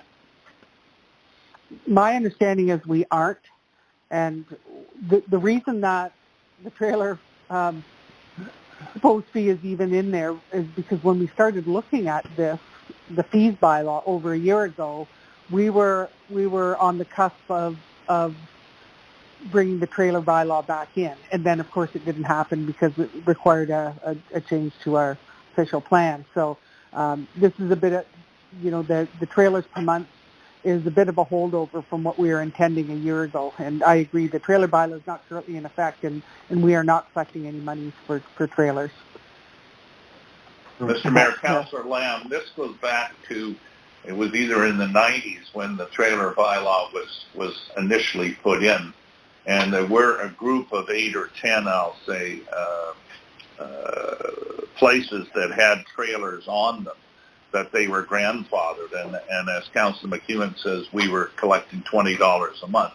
Now, of course, that wasn't to be added to. It was just a group of grandfathered people. So as the years went on and the properties were sold and developed, that number kept coming down. So I don't know how many were left anyway on the $20 charge. But at some point, I guess someone decided they weren't going to charge that, and it got dropped. So.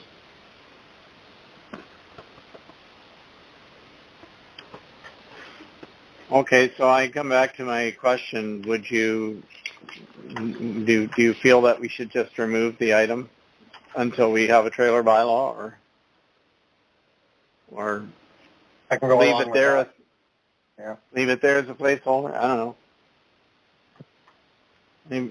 Anybody opposed to deleting it for now till we come up with the right number and have the policy? I agree with that, Mr. Mayor. Hopefully we can get some information and get moving forward on the trailer bylaw, because I know for a fact where there are several trailers that have gone in the last few years, and even in the last year, a couple of them, and that's not looking very far. You're quite correct.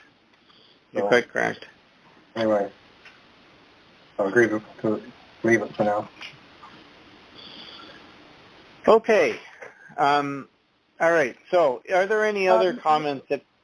Sorry, go Mr. ahead. Mayor, I apologize. For clarity for me, we're removing the trailer bylaw. We're removing reference to any trailer cost per month. And I wasn't sure what was decided on the after-school program.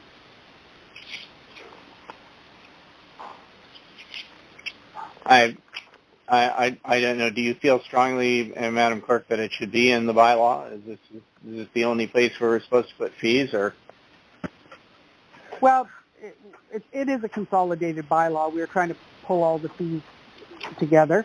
It has its own resolution back in 2019 when it was changed from $5 to $6. So I can go whatever council chooses. I just need to know for when we bring the bylaw back for a third reading so that I've captured all of council's desires.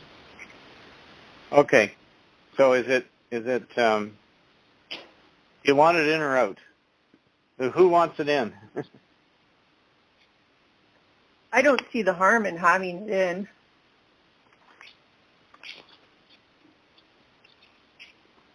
Well, keep in mind we're supposed to revisit this every year. So if we decide to change it, or we decide to to do something else with the program or whatever, then I suppose we can take it out. It's not a hill I want to die on. It doesn't matter to me. Oh, okay. All right. Thank you. All right. So, any other comments before we move on? I know this has taken longer than anybody really wanted. So, can we wrap the discussion up for now and move on to the next? Move on in the agenda. Yep, absolutely. All right. I'm not hearing an objection, so can I get a motion to reconvene into the regular council meeting, please? I'll make the motion, Councillor Lamb. Seconded by? I'll second, Councillor Woods. Councillor Woods. Any discussion? Anybody, any objection? All right, thank you. That motion is carried, and we are back in our regular council meeting at, it looks like 8:11 to me. 8:11 p.m. So, matters arising from the public meeting are bylaws. Number 9. So, the first one was 9.1, which was being a bylaw to impose fees or charges for services provided, the one we just discussed. And the motion that I have is that bylaw 40-2020, being a bylaw to impose fees and charges for services provided by the municipality of Whitestone, be given a first and second reading. The implication of this motion is that it would come back with the I can add the words to this effect if you want. Maybe I should. Let's say, and that it be brought back for third and final reading with minor amendments as discussed. Is that?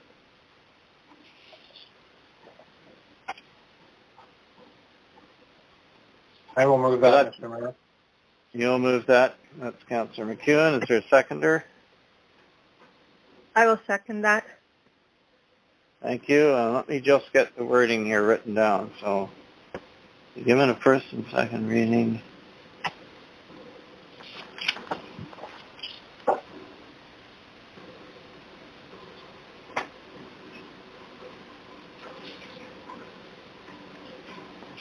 And brought back to the next council meeting.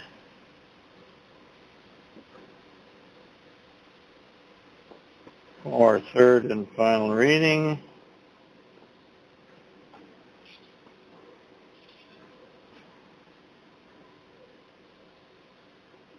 With the suggested amendments.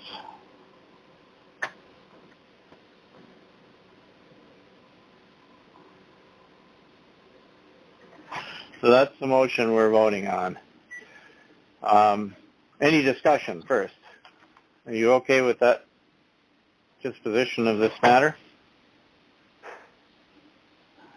I'll ask if anybody's opposed. I don't think we need a roll call vote. Is there anyone opposed to this? We will bring it back for the final kick at a subsequent meeting.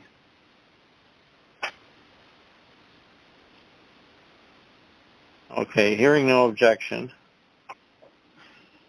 I'll declare the motion carried. Thank you. That brings us to 9.2, which was the encroachment agreement on Shirley Road that we talked about. I'm looking for a mover and seconder that bylaw 41-2020, being a bylaw to enter into an encroachment agreement with Stephen Martin Norman Green, be given a first and second reading. And whereas bylaw 41-2020, being a bylaw to enter into an encroachment agreement with Stephen Martin Norman Green, has no errors, omissions, or amendments, and that actually isn't true because let's say whereas that bylaw has been amendment. Sorry, let me try that again. Has been amended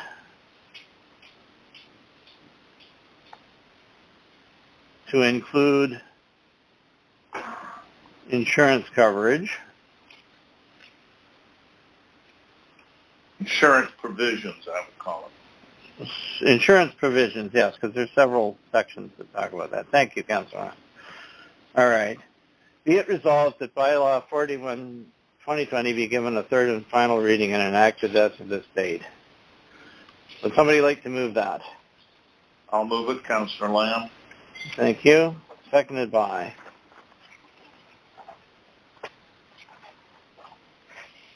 I'll second, Councilor McEwen. Thank you, Councillor McEwen. Any discussion on this one? Okay, since this is a bylaw, I'm going to call the vote. Councillor Gorman-Matthews. Yes. Councillor Lamb. Yes. Councillor McEwen. Yep. Councillor Woods. Yes. And I'm in favor as well, so that motion is carried unanimously.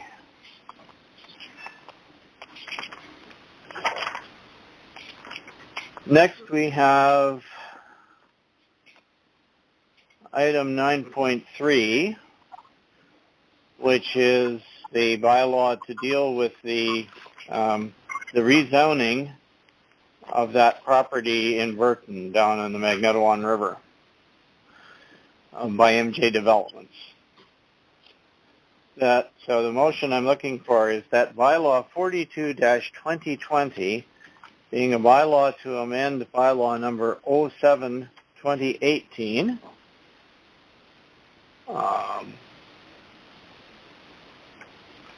Sorry, I paused just because I thought I saw something that didn't match, but okay.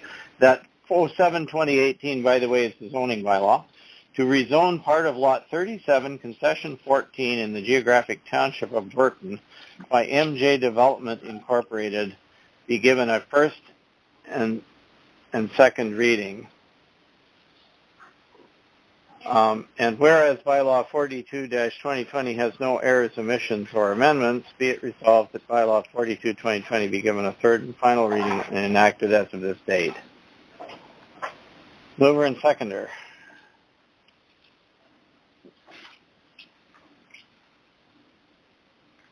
I'll move it, Councillor Lamb.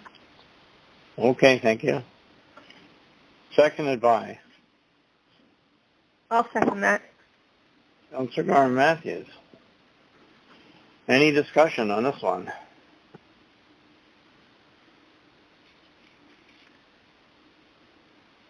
All right. Since it is a bylaw, I'll call the roll. Beth Gorman-Matthews. Yes. Councillor Joe Lamb. Yes. Councillor McEwen. Yes. Councillor Brian Woods. Yes. And Mayor Cromery, yes. Okay, so this motion is carried. That brings us to item 9.4, which is our open-air burning bylaw, and it's included under bylaws, but you will notice that we do not have the bylaw. We've not brought back the bylaw. What we have brought back is some questions for your consideration for discussion. And they seem to center around, and by the way, I tried to provide a little bit of background that addressed questions that people had asked about the current bylaw, which you'll see is attached. So you can, you can see what the current bylaw says, and you can see how different it is from what we were proposing. I guess the questions basically boil down to a couple of things, and they are, what do you think people should be able to do without a permit? And I suggested that, the implication was that the things that if we don't think it should be included in something you can do without a permit, then it would require a permit. But then the second question is, what are the things that you think you should be able to do in a fire ban? So what we were hoping to do is to have a bit of discussion around these particular subjects and get the consensus of council, and then go back to the bylaw. Then the fire chief and I would go back to the bylaw and recraft it. So let's break a little bit the protocol and have some discussion first, and then we'll see where it goes. And if it looks like we have some consensus on some of those things, then I'll ask for a motion. I'll read you a motion that will cause it to go to the next step. So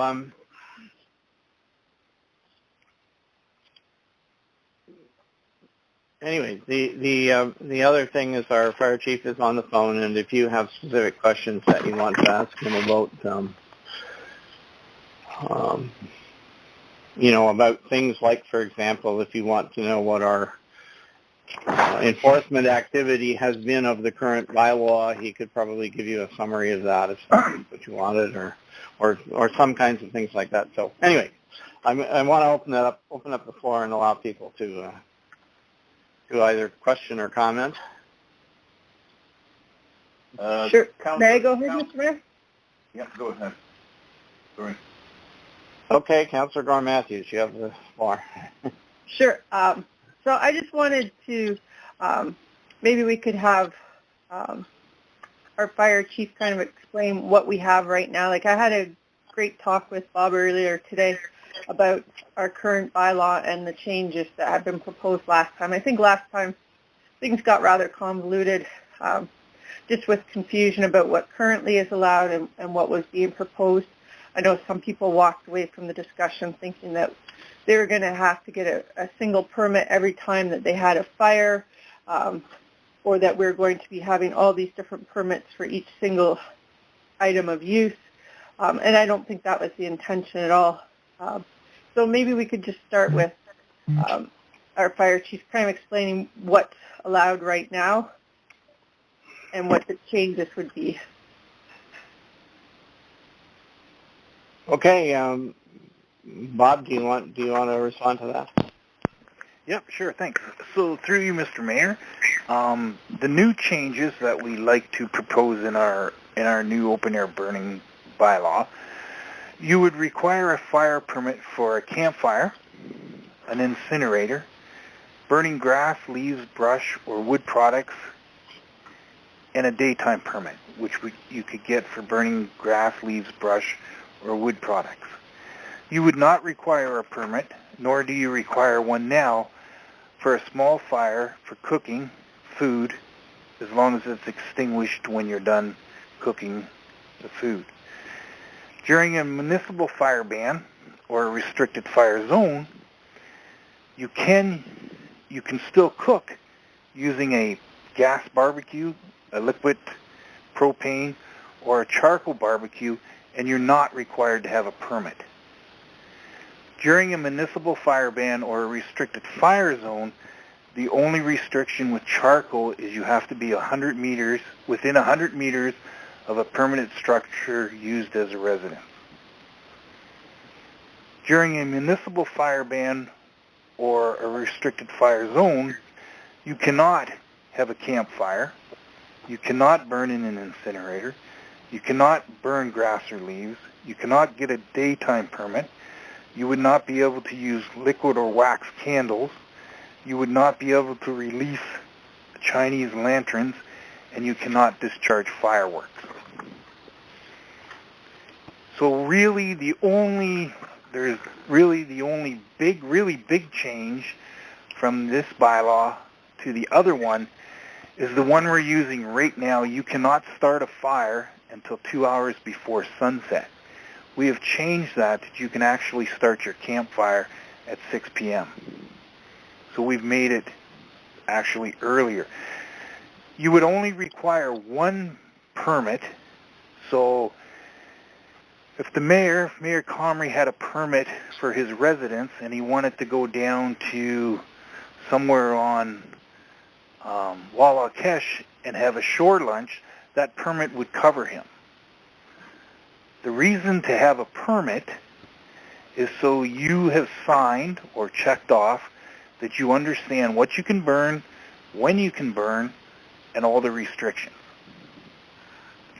So I don't know if I can make that any simpler. Right now you don't need a permit to have a campfire. The only thing in our bylaw now, it doesn't say that you have to extinguish it when you're done cooking. In the new bylaw, it says after you're done cooking, you have to extinguish the fire. So I guess if anybody has any questions, I can hopefully answer them. Councillor Lamb, the fire chief sent me this document that he's referring to today, and I called him back, and I was in complete agreement with it as to, there's two other items I want to talk about, but I was in complete agreement with what he had said here. I did want an explanation. It said you will require a fire permit for a campfire. I get that. An incinerator. I get that. It says burning of grass or leaves or brush. And then the next one says daytime burning of grass or leaves or brush. So I don't get it. Does that mean if I have explain what burning of grass, leaves, or brush means in the first line, because I'm still a little confused. Is that if I want to burn my grass? Sure. So through you, Mr. Mayor, if you say you have a ditch line that you don't cut with your lawnmower and you want to burn the grass up in the springtime because it's dry and it's dead and it doesn't look very good, you can get a permit to burn that. If you're having a campfire at night and you just pull the grass out of the ground, you want to burn it, that's fine. If a tree falls down in your yard and you cut it up and you want to burn it in the daytime because you want to do that, and on a day like today where it was raining, you could call me and get a daytime permit to burn that up during the day. So that's basically the difference. I hope that. Okay. So. Yeah. Okay. That's fine. So I'm in agreement with everything you say. I think it addresses a number of things. I guess the question is, do you need a permit for a campfire? But I think in the community, they've been used to getting, the permits. And I guess the key is that, on the back of the permits are all the things that you need: shovel and water and all the rules. And if we catch someone in violation, then we can always go back and say, well, listen, you signed for a fire permit and you signed on the conditions, that are on the back. So I think it helps us from that way. So I'm in agreement, and I think if you work from this sheet, I can very much support it, and particularly that you don't have to get separate, permits. You get one permit and it covers you for everything. So if you go down for a canoe trip or an ATV ride or whatever with a group of people, and you want to start a small cooking thing and take care of it, and you've got a permit, then from us, then that's fine. There's only two other things. I don't think we should be charging $5 for a fire permit. I think it would be a disincentive to people to simply get that fire permit. And I think if we don't have, we should be encouraging more fire permits so that people sign that they're being responsible. And I don't think the administration that would go along with $5 is worth it. I've heard some people say, well, we should give $1 of that back to the vendor who's selling, the permits. I have no problem at all with giving the vendors, if they're getting $50, $200 a year. I don't care. Make it worth their while to do what they do. So I have no problem putting it up. But I do not think we should impose a $5 fee because, again, I think the administration, and I think it's a disincentive for people, and so I think it could backfire on us. The last point that I would make is the fines that we put in are $500.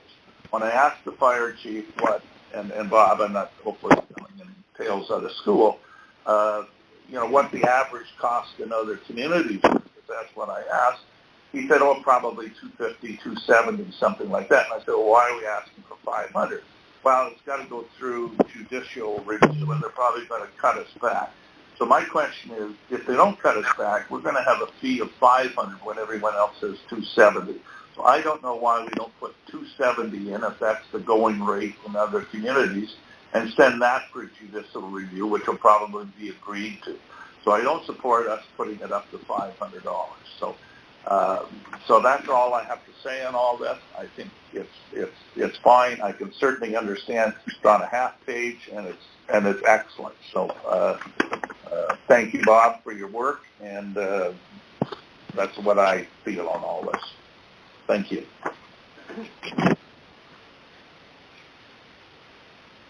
Mr. Mayor, will I go next? Still here? Yeah, just Did Bob have a comment? thanks. I would. I was just going to make the comment to what Councillor Lamb just said, that when the bylaw, assuming the bylaw reflects were to reflect everything that is on that page that Bob has said, it would still be longer than the current bylaw. There's you still have to cover off the conditions of burning for the various appliances and the definitions of them and all of that kind of thing. So I just wanted to sort of head off the idea that somebody thinks that we can create a bylaw that is only one page long. It's going to take. It's still going to be bigger than that, but it isn't. But if you said, no, this is exactly what we want, if the bylaw would not say anything different or have any different provision in it than what's, it's a pretty good, in other words, the fire chief's summary is a pretty good high-level summary of what we're talking about. So with that, Councillor McKeown. Yeah, I agree with Councillor Lamb on the rate of fees. Stick with a couple of municipalities, and I think 500 is maybe a little bit high, which is good justification for the $500. And certainly for some infractions, they do charge more than for others. But I think 500 all the way down seems to be a little bit steep. But if there's justification there, then so be it. I guess the one thing I kind of hung my hat on here a little bit is the fact that,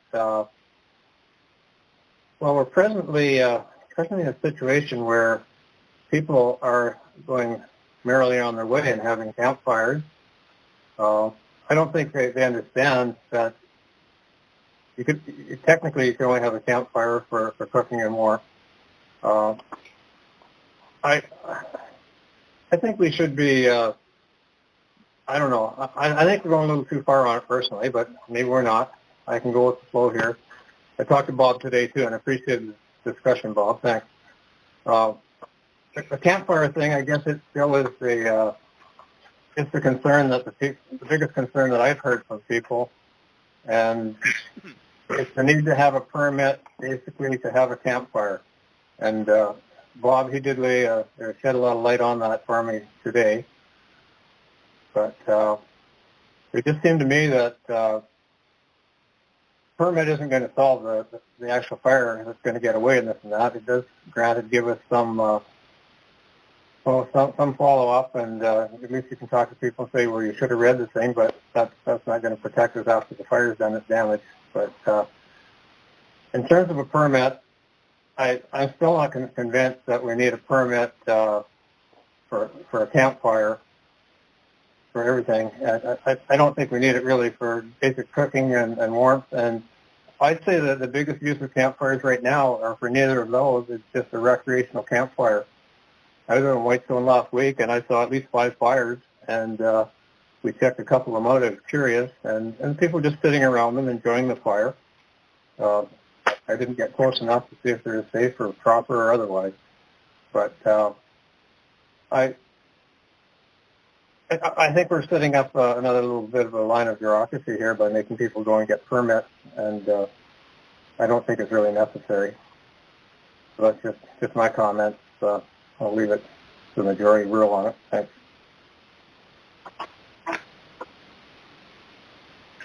Okay, are there other comments from councillors?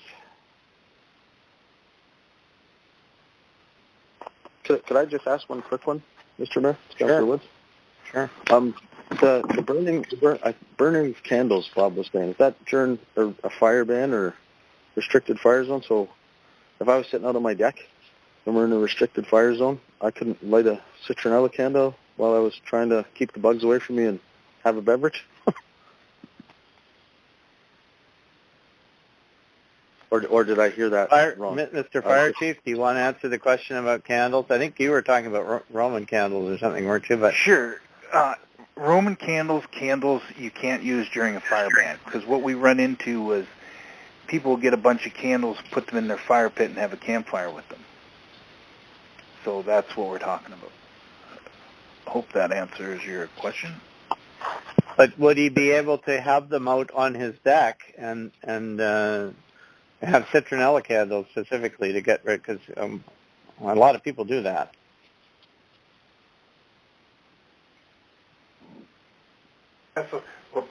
Sorry, we could change that to specify citronella candles are permitted, but right now it says no candles.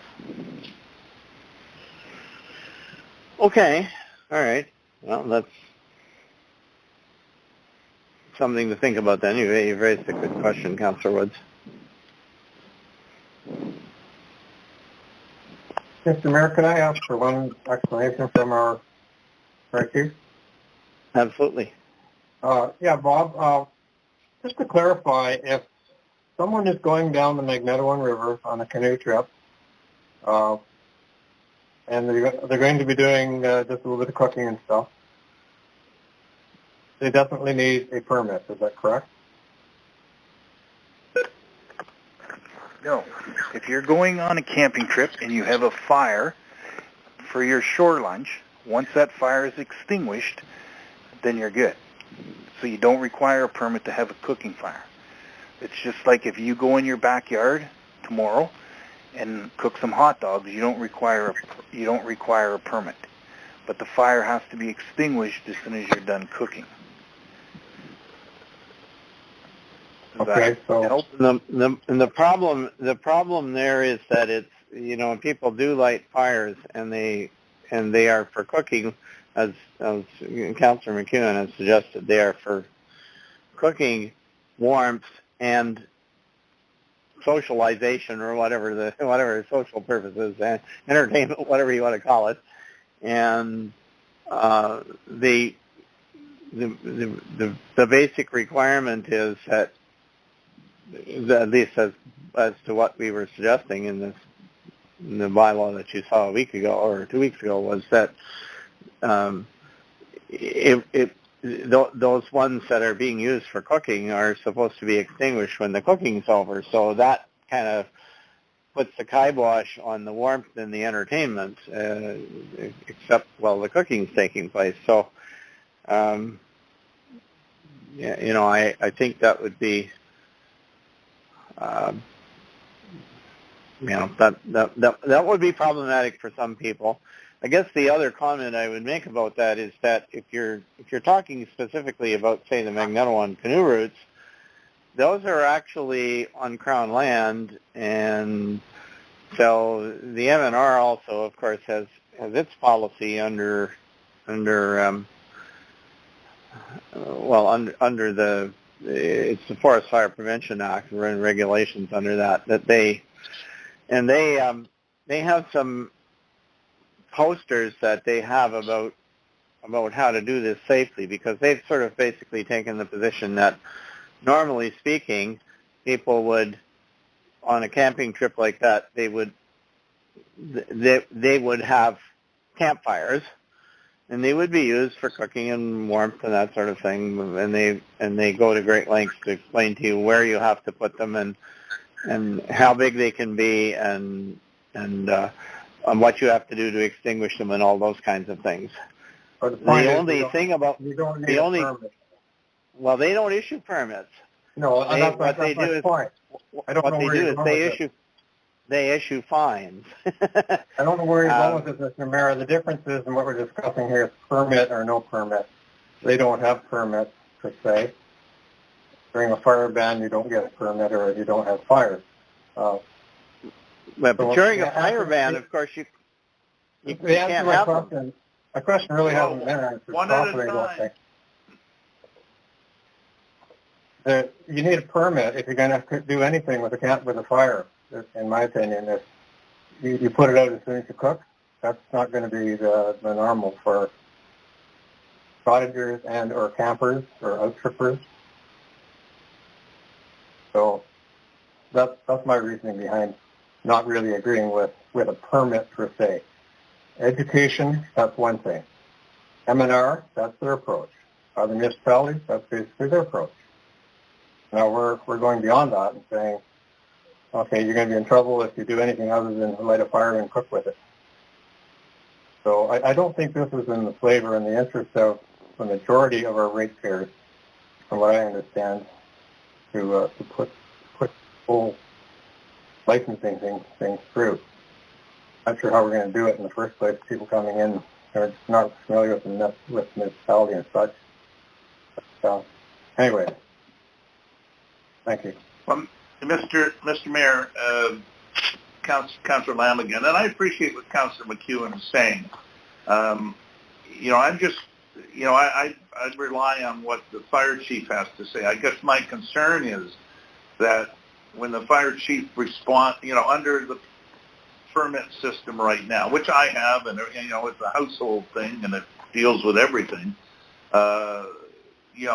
If I have a problem with a fire, he's able to fine me or prosecute me, and sometimes it could be for a lot of money if it starts a fire that is extensive.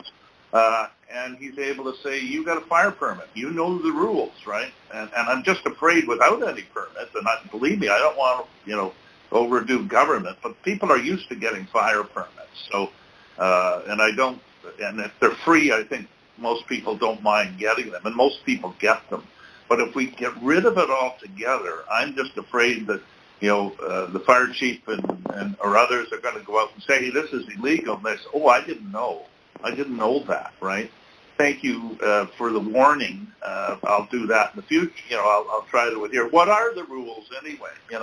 Like how do they get the rules, right? And it's on the back of the permit. And if it's free, I don't see how it's doing any harm. It's for limited use. We're not going to, you have charcoal barbecue. We're not going to ask you to get a permit, all those sorts of things. you get a permit, it's going to cover you whether you're going up and down the Nettawan River, or you're going to go over with a little gas propane thing and go near Dead Man's Drop and cook a hot dog. It covers you for all those, right? So anyway, I guess my question of the fire chief is, do you want permits for campfires? And I guess incinerators are the same thing. If you're not going to require them for campfires, you're not going to require them for incinerators.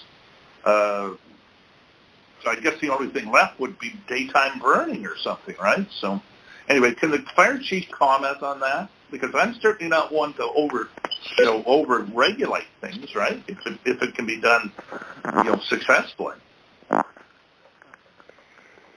Yes, through you, Go Mr. ahead, Mayor. Fire Chief. Yeah, I think the best way to do it is to have a permit system, because at the end of the day, if we have a big fire and we're taking you to court, all the rules are on the back of that permit, or at least they'll be on the back of the new permit. So you've signed that you've read the permit, you hopefully understood the permit. There should be no reason for me to come to your residence because your neighbor says you're burning garbage, because it says right there you cannot. So when you get charged, if we end up in court, it's right on the back of the permit, you sign for it, and the same thing, if you don't have something to give them, they're going to say, well, I didn't know you couldn't burn garbage, I didn't know you couldn't burn that tire, and so on and so forth. But it's the council. I think we should stick with the permit system myself. That's One final question, Mr. Mayor. Mr. Fire Chief, are other communities, do they require fire permits for campfires? Some do, some don't. It's kind of, a mixture of a thing. I believe McDougall and Seguin just changed their bylaw, but I'm not sure. I believe you only need permits in their municipality for burning in the daytime, which is if your tree falls down in your yard and you want to burn. But I'm not 100% sure of that. Mr. Mayor, I have not been able to find the communities who demand a fire permit for cooking. Not fire. So, anyway. Well, we don't require one for cooking. At the present time, we don't. We're going to require one for campfires, though. That's the difference. You're going to require, if I may, Mr. Mayor, you're going to require a permit for a campfire, but you're not going to require a permit for cooking. So if you want to have hot dogs in the middle of the afternoon, you're not going to require a permit for that. But if you're going to have a campfire in the evening after 6 o'clock, you'll require a permit. And right now in the permit, in the bylaw we have, you don't require a permit to have a cooking fire.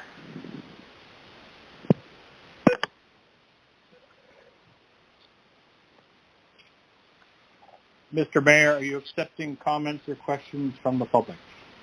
Sure.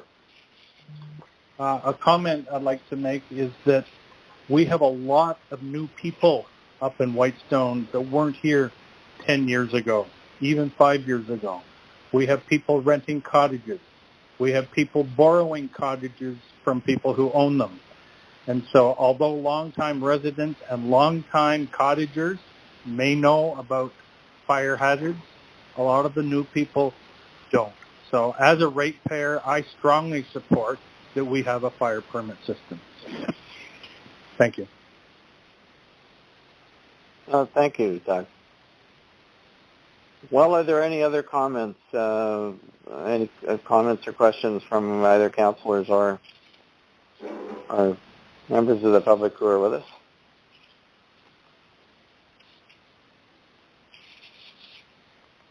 It's Catherine Afton, and could I just make a comment?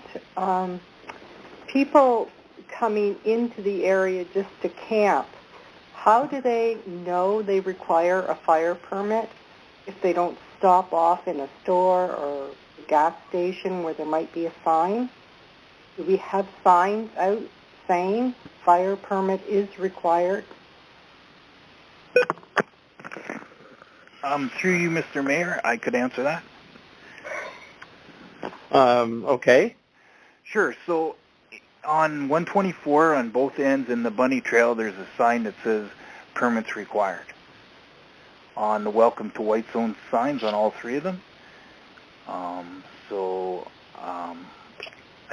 I think that's pretty good.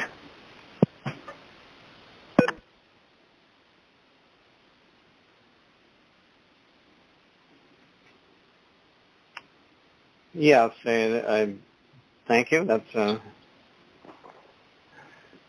probably the best answer that we have. So I guess the question that I'm trying to get resolved here is really the question of whether we need to have permits for. I think it's essentially for campfires. That seems to be the only matter of disagreement. And I know that there are ratepayers here who have basically said, well, we've been here for umpty-ump years, and we've never had a permit for a fire. And as I pointed out to at least one of them, they under the current bylaw, they were required to have a permit for things that they that they thought they didn't need one for. So, but I guess this whole discussion is going to serve an educational purpose, and perhaps we'll, when we get a communication plan around whatever we decide to do, then that will be useful. But I'm just wondering if we can have some sort of a straw. I'd like to have a sort of a straw vote, which. As to the question of, do you believe that a permit is required for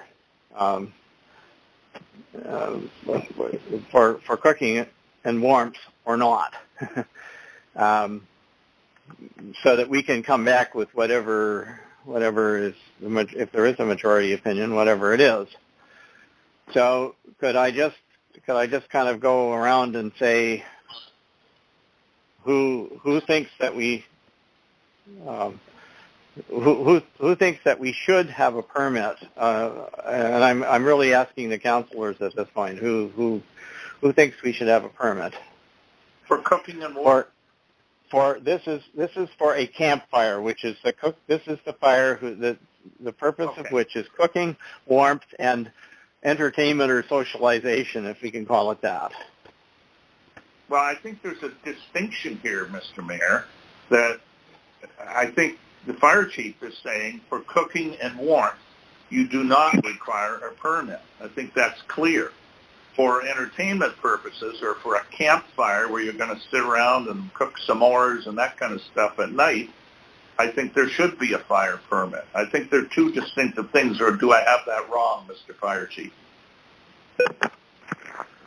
Through you, Mr. Mayor, no, that's correct. So you need a fire permit for a campfire after 6 o'clock. To cook hot dogs, again, in the middle of the afternoon and extinguish the fire when the cooking is done, you do not require a permit. So Mr. Mayor, we don't need to, I don't think, talk about the warmth and the cooking. I think everyone's clear that you don't need a permit. The only question is, do you need a permit for a campfire and I guess an incinerator? I don't know whether that's in the same bailiwick or not, but do you need a fire permit for those things? That's the question. Sorry, the incinerator is not in the same bailiwick, and I would venture to say everybody requires a permit for an incinerator. They can. Okay, no problem. So it's just campfires. Yeah. We're just talking about campfires, which are the multi-purpose fires that people have for enjoyment, not because they need to eat.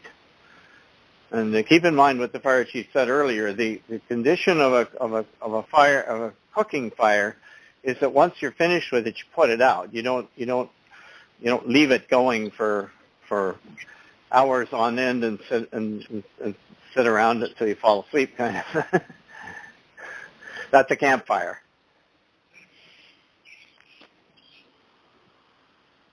So you can I, since we have Councillor Lamb, has the floor. It sounded like you were in favor of a permit for a campfire.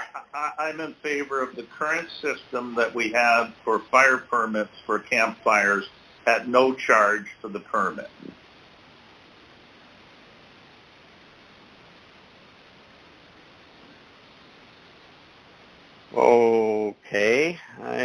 sure if that's.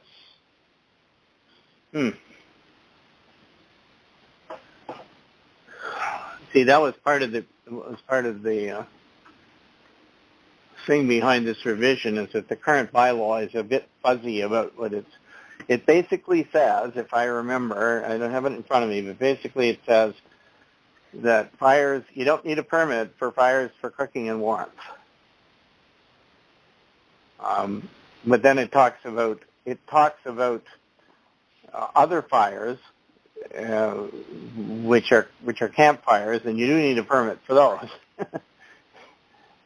Yeah, so I want to maintain that. The distinction isn't clear. All right, okay, so that's fine. So is that any different from what Councillor Lamb, or Councillor McEwen, is that any different from what you're saying or not? Well, it's still very confusing. There's a gray area there. I'm okay with this personally, but I'm trying to represent people who are not happy with having a campfire permit. You build a campfire by the rules and regs, by ministry, by whatever our rules and regulations are. Sure, you're 1 meter by 1 meter and all that kind of thing, and where it's put down properly and put it out properly and the whole kicker. I don't feel we need a campfire for that, or a license for that. So I guess you can't have it one way or the other. If you have a license, it's a blanket license, and that's it. You can cook and put your fire out, and that's it. No campfire.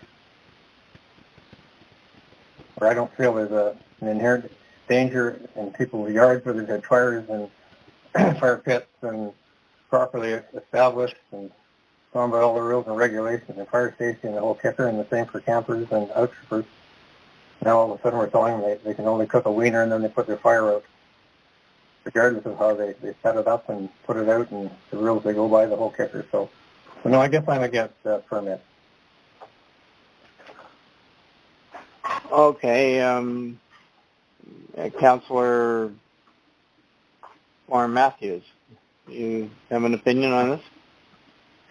Yes, I'm in favor of continuing having a fire permit for those uses that we've discussed that Bob outlined. I'll just go further to say that I also support it still being free to encourage everyone to continue to use the system.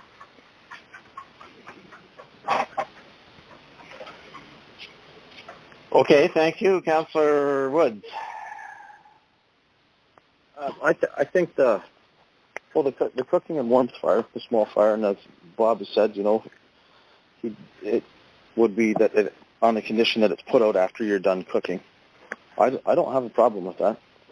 Everything else, I think we should have a permit and encourage a permit.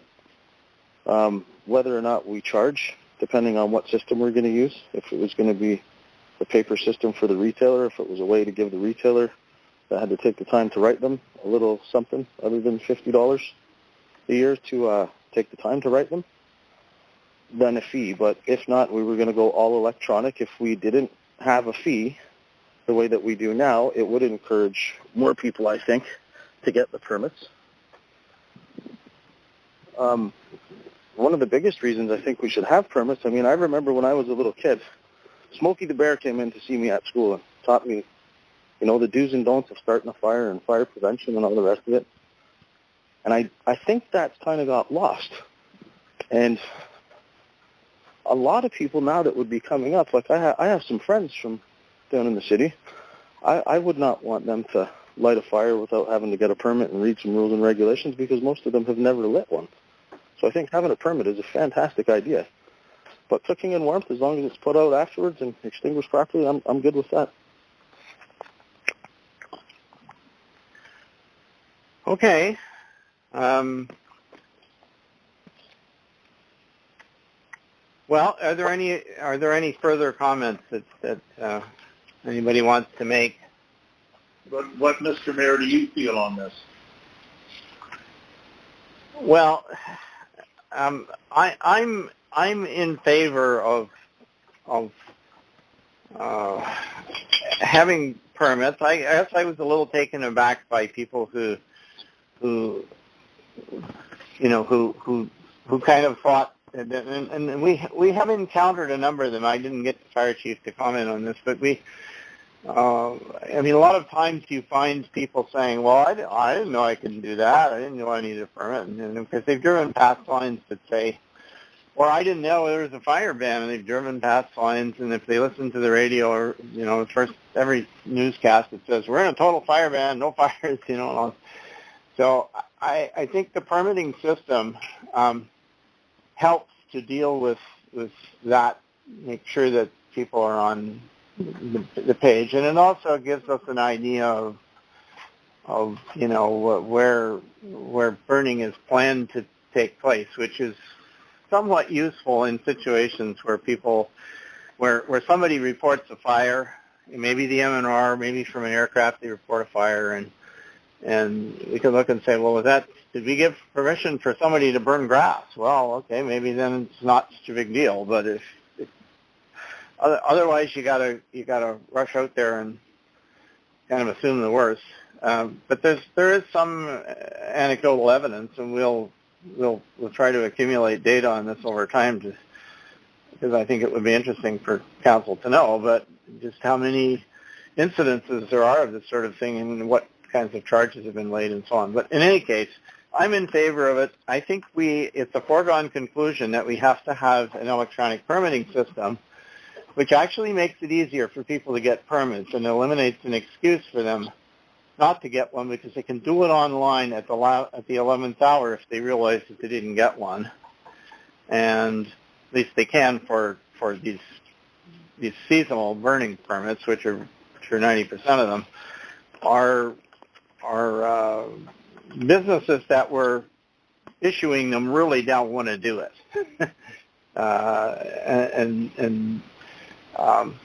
now it will cost something to have an electronic permitting system, but it's not a huge, it's not a budget breaker. So I mean, if we say they're free, and that's what I hear people saying, then that's fine. So, but I am basically in favor of having people get permits for the reasons that have been already discussed, but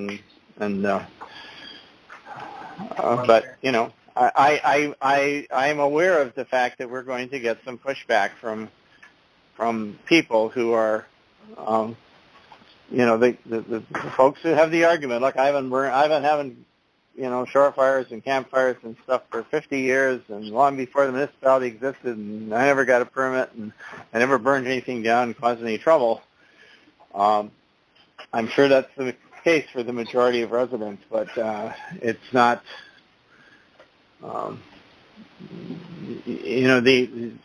I think I'm looking at the material that the MNR has sent out since we got into COVID-19, and they are escalating their concern about fires and trying to, they don't do permits, but they're trying to increase the education effort.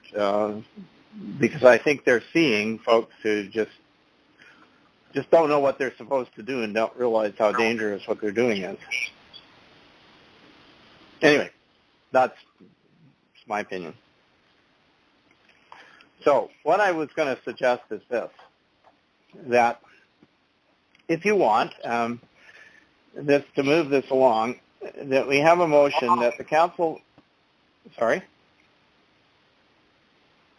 we have a motion that the Council of the Municipality of Whitestone hereby receives the memo from Mayor George Comrie dated July 31st, 2020, entitled Outdoor Burning for Information and Discussion. We've received it and discussed it, I guess, and that the Council of the Municipality of Whitestone hereby requests that Mayor Comrie and Fire Chief Bob Whitman bring back to Council a revised outdoor burning bylaw reflective of the policy discussions at this meeting to the next council meeting. Is there someone who would like to move that? I'll make that motion. Thank you, Councillor Gorman-Matthews. Seconded by? I'll second, Councillor Woods. Councillor Woods.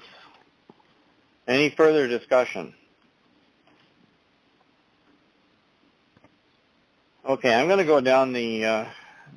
I'm going to go down the roll call on this one. Councillor Gorham Matthews. Yes. Thank you. Councillor Lamb. Yes. Councillor McEwen. Yes, reluctantly. Okay. What was that? He said yes reluctantly. Oh, okay. Councillor Woods. Yes. Okay, so that is, and I'm in favor too. So that's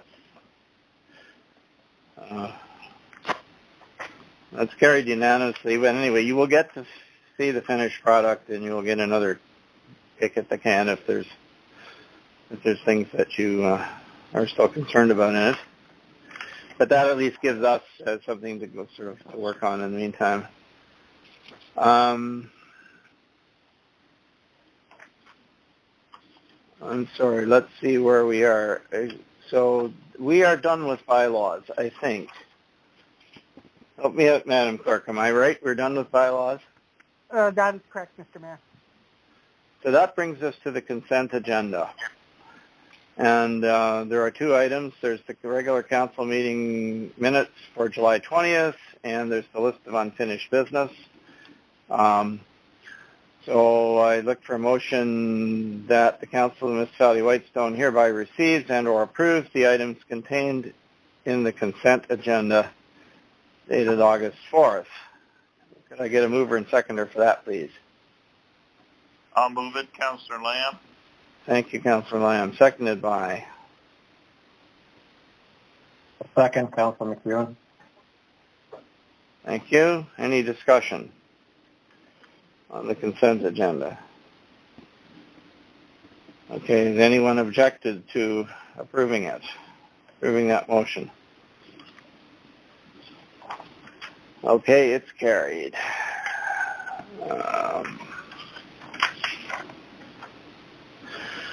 And that brings us to accounts payable.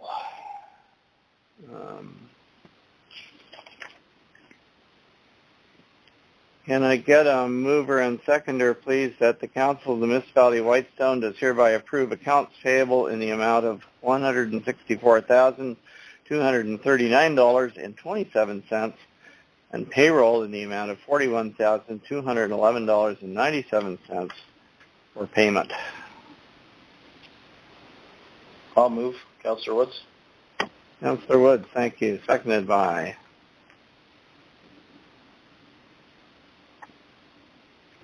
I'll second that.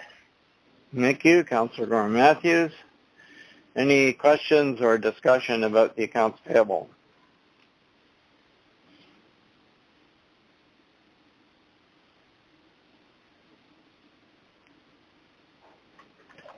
Well, hearing none, I will call the question with the roll call. Councillor Gorham Matthews. Yes. Councillor Lamb. Yes. Councillor McEwen. Yes. Councillor Woods. Yes. And Mayor Comrie, yes. Okay, so that motion is carried. Thank you. No. Okay. Business matters.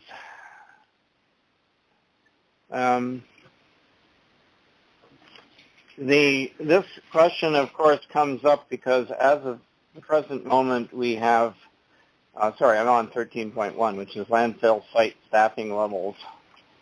And I suppose it's really landfill site staffing levels in hours. But in any case,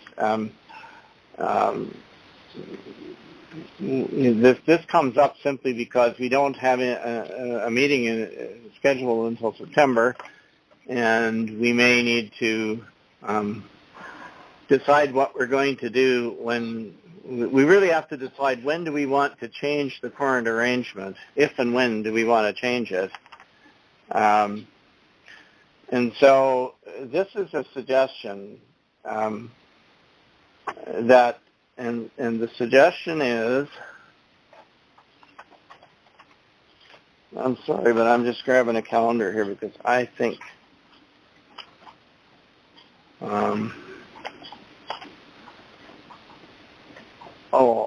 sorry. I'm looking at the wrong month. Never mind. Sorry. Here's the suggested motion, and I'll see what you think about it if somebody would like to move this. The council hereby directs that landfill site hours and staffing levels at both landfill sites remain as at present until October 12th, 2020. Now, October 12th is Thanksgiving Day, Monday Day. So that means that at least through the Thanksgiving weekend, that's the Monday of the Thanksgiving weekend, that we would continue with the present arrangement. And the second part is, and that the hours and staffing levels thereafter be reviewed by council at the September 8th, 2020 council meeting. And the reason we suggested September 8th to look at it again is that if we're going to keep the current arrangement past then we would have to be concerned about staffing. I think as you probably know, we have the current arrangement is each landfill site is open 4 days a week, and each landfill site is staffed by 2 people, one of whom is currently a student in most cases. And those students will be going back to work after September. So it's possible that if we wanted to continue this on for a protracted period of time, we might have to do some more hiring of part-time people. And after that, of course, we could either revert to the system we had before in the earlier parts of the COVID-19 pandemic, when we reduced each landfill site to 2 days a week and kept 2 people at each one. Or we could, I guess, conceivably consider going back to 1 attendant at a time and keep the 4 days per week. So anyway, those are the options that would exist beyond October 12th. But the idea was until Thanksgiving we should keep doing what we're doing. So would someone like to make that motion? And we can have some discussion. I'll make the motion for discussion. Right. Who made the motion for discussion? Was it Councillor Lamb? Councillor Lamb, thank you. And is there a seconder? I'll second it, Councillor McEwen. Councillor McEwen, thank you. Discussion. I guess since I made the motion, I'll talk first to it. Yeah, I have no problem doing this as long as we can staff, appropriately through October the 12th. Obviously, the students are going to be gone in August sometime, so we'd have to find, someone up there. Now, I think there is one person, if I'm not mistaken, who's relatively new that I see at York Street who is the second person in many cases. So maybe we only need to find one other, part-time attendant to help out. So I assume what we're doing now is working, and I haven't had any complaints from people. I think there's a second part to this, and that's, as far as I know, the province of Ontario is still in a state of emergency. But I assume there's some point that people are going to go from stage 3 to stage 4. Now, I'm not exactly sure what stage 4 looks like, and that may indeed, that stage 4 may allow us to go back to one attendant at each landfill site. I'm not sure. So, but I guess that's yet to be determined. So those are my comments. Thank you. Okay, thank you. Are there other comments? Sure, Mr. Mayor? Go ahead, Val. Well, I was just going to say that in all likelihood after Thanksgiving, the volume of users at both landfill sites, in particular the ALD site, will be at a level that will be manageable by one employee each, and I would think that everyone will be trained in used to the new system of giving everyone space. I think it's getting to be a pretty accepted norm now that you don't walk up to a space that somebody's already in. I think everyone's used to that now. So I would hope that by Thanksgiving we could go back to the one landfill site attendance per landfill, just given the volume of people that will be present at that time and the amount of education that people have of, you know, keeping each other safe at that point as well. Good points.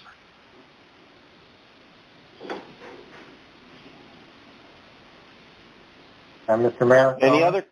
Yes, go ahead. Yeah, just thinking that we've redirected quite a bit of stuff to all, and in a couple months we'll have a better feel for where we're really at with it, I would think. Like all the brush and all the C&D and a lot of different stuff is going to all. And maybe in a month or so we'll, as Councillor Lamb alluded to, if we can go to a different phase and we're getting a little more past COVID, which will be yet to be determined. At least by that point in time, we'll have a better feel for where we are. Okay, thank you. Are there any other comments? So are you prepared for a question that we carry on as present until October 12th? I'll support that. Anyone opposed to that motion? If I call the question, are you opposed?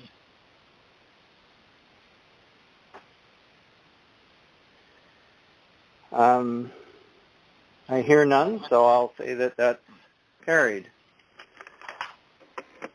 Folks, I need to just declare a quick recess for a bio break here.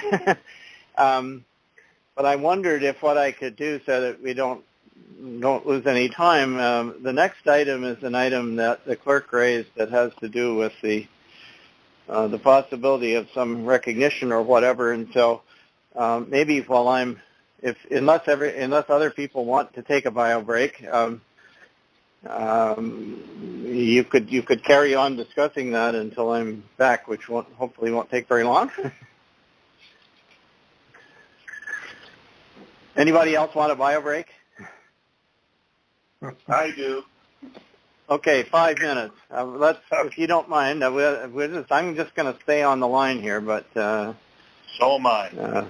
All right. I'll mute my phone. All right. I'll be back in 5 minutes. Leaving conference. Peter Napton.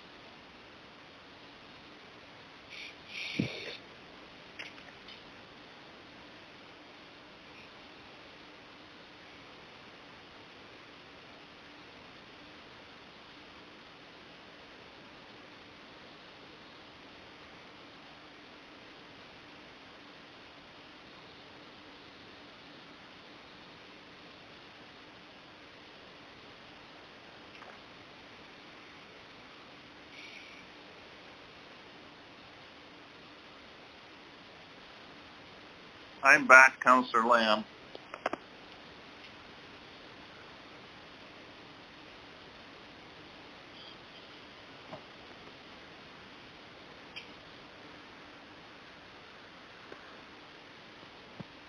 Thank you, Councillor Lamb. We're just waiting for the mayor.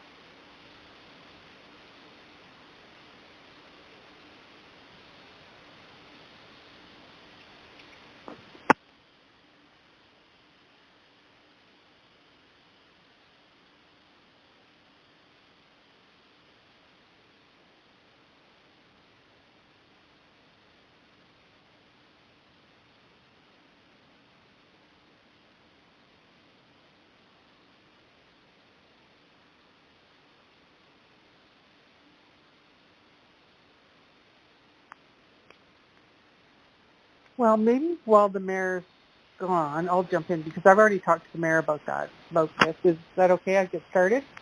Everyone okay? Sure. Yes. There's two things. We've have a senior of the year, and normally they would get their award at the fall fair, and of course that's not going to happen this year. And about September, we start thinking about our staff and our volunteer staff appreciation dinner. And about mid-September, early October, we advertise for the Order of Whitestone. So it occurred to me that we want to think about this in light of the COVID and the distancing and how things will have to look a little different this year. So I'm really just looking for some ideas on how you might want to make the presentation for the Senior of the Year, and if we still want to go through with the Order of Whitestone and think about the Volunteer Appreciation Dinner that we usually have in December. Okay, thank you, Madam Chair. I am assuming everybody is back, are they? Mm-hmm. Yes, everyone's in place. Okay, thank you. Thank you for kicking that off. And comments to in response to what the CAO just said.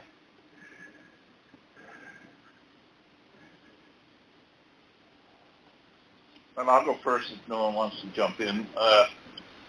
The Senior of the Year, I thought we'd already chosen that person, and then of course they're not going to get it at the fall fair because there's no fall fair. So that's been presented, or that's been decided, right? Yeah, that's correct. Yes, Okay. it's Mr. Chambers, and we have a plaque for him. We just Yeah, haven't so- been able to. So, I think while we're in this situation, we would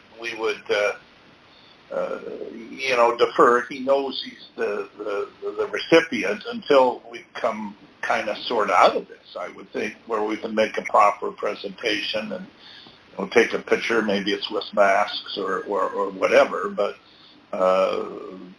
either that or do it, as part of a council meeting virtually, right? So that one we don't have to, make a selection anyway.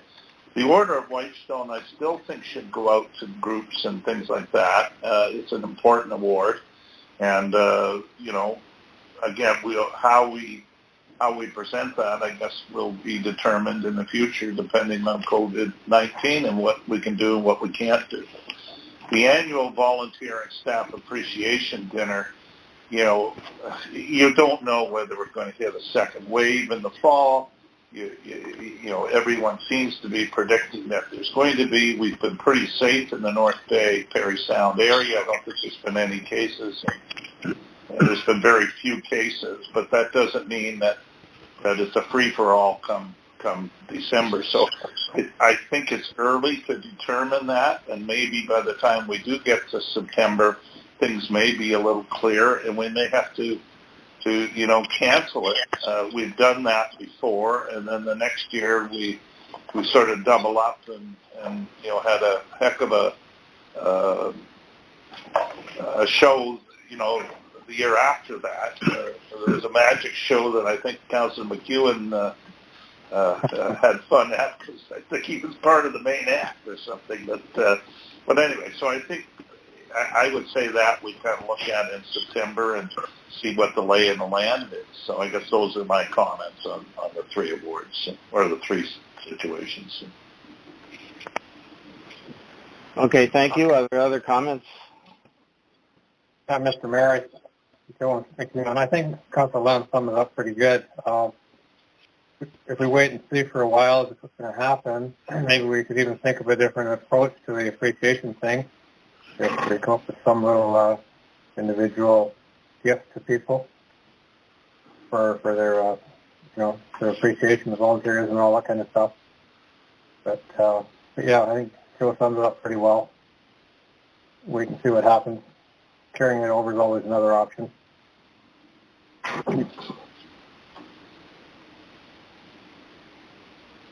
Okay, are there any other views that Councillor Dora Matthews? Yeah, mine's pretty similar to what everyone else has said. Just that we're in an impossible situation right now of not knowing what's coming next, and it's very difficult to start planning anything. Maybe even wait till spring when you can have something outside. You're allowed a larger gathering at this point outside. I don't see how we could do anything inside at this point. I think you're allowed 50 people to gather inside at this point, but you still need to distance, and we just wouldn't be able to do that in our community center. So, and I'm not sure anyone would be interested of getting that close to people at this point. So, it's just kind of a wait-and-see game at this point, I think. Okay, Councillor Woods, any comments? No, I'm in agreement with pretty much what everyone said there. I mean, in a time like this, we're just going to have to wait and see. Maybe we could come up with different ideas and different ways that we could do presentations of awards and whatnot, but for now we could just wait it off and see if we're in better shape for the month. Okay, so what I heard as a suggestion is that we keep open the possibility of actually having some sort of an appreciation event later on, and that we, in the meantime, that we go ahead and solicit nominations for the Order of Whitestone, so that there would be somebody, we would have some names to consider for 2020. And we just, I guess, we would come back and revisit this in September and see what if there are any suggestions for the Order of Whitestone that we've received, and maybe we could talk about that and then see if we're in any better position to figure out what we could actually do. I'm not sure how much help this is to you, Madam CAO, but no, it's very helpful. I just didn't want to lose sight of the fact that we still wanted to honor Mr. Chambers at some point, and that the Order of Whitestone is important. I wasn't so worried about the dinner. I realized that it would be very difficult to plan something like that because the community center is pretty crowded, and we're just not. Even if we were in a stage 4 or whatever that would look like, I'm sure there'd still be a discomfort with the closeness of the group. There could, in fact, be an outside activity of some sort where people distance, even up to Thanksgiving. People can stand outside and, have a warm sweater on and stand at a distance, and there, could be a few speeches and, a little bit of a ceremony. But we'll give some thought to getting started with the Order of Whitestone a little earlier than we normally would, and just come back to council at some point when we have some nominations, and then a decision could be made at that point if there's to be a ceremony of sorts this year, or we carry it over till next year. So that's all. That's good. Thanks very much for your input. Do you need a resolution, or can you go on what you've heard so far without one? No, that's fine. That's good direction. Thank you, Mr. Mayor. All right. I'll just make a note that there's no resolutions for that one.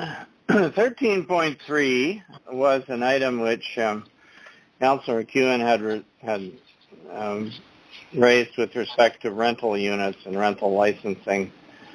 And I don't have a motion for it either, but Councillor McEwen, if you would like to go ahead and raise the item. Okay, thanks, Mr. Mayor. I'd just like to get council's feelings on how we approach an update of the bylaw, I guess, if we're interested in doing that, the rental bylaw. I know there have been concerns by some residents. They come to council at different times.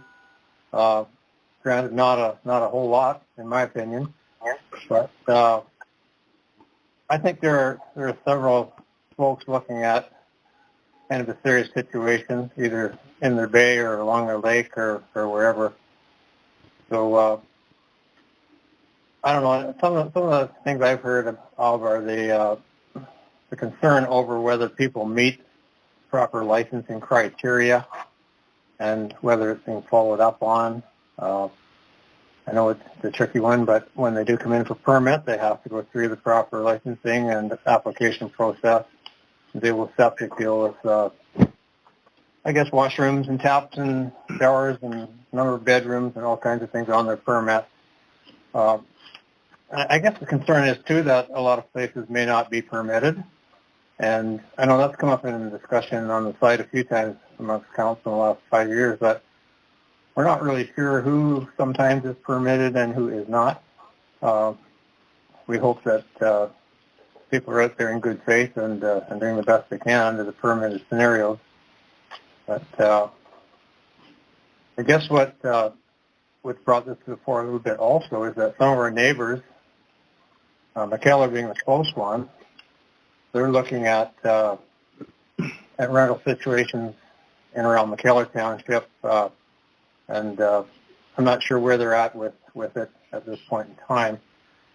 And secondly, Seguin, they were in the paper pretty big time here a month ago, and they're looking really seriously at the acceptance and situation they have with some rentals.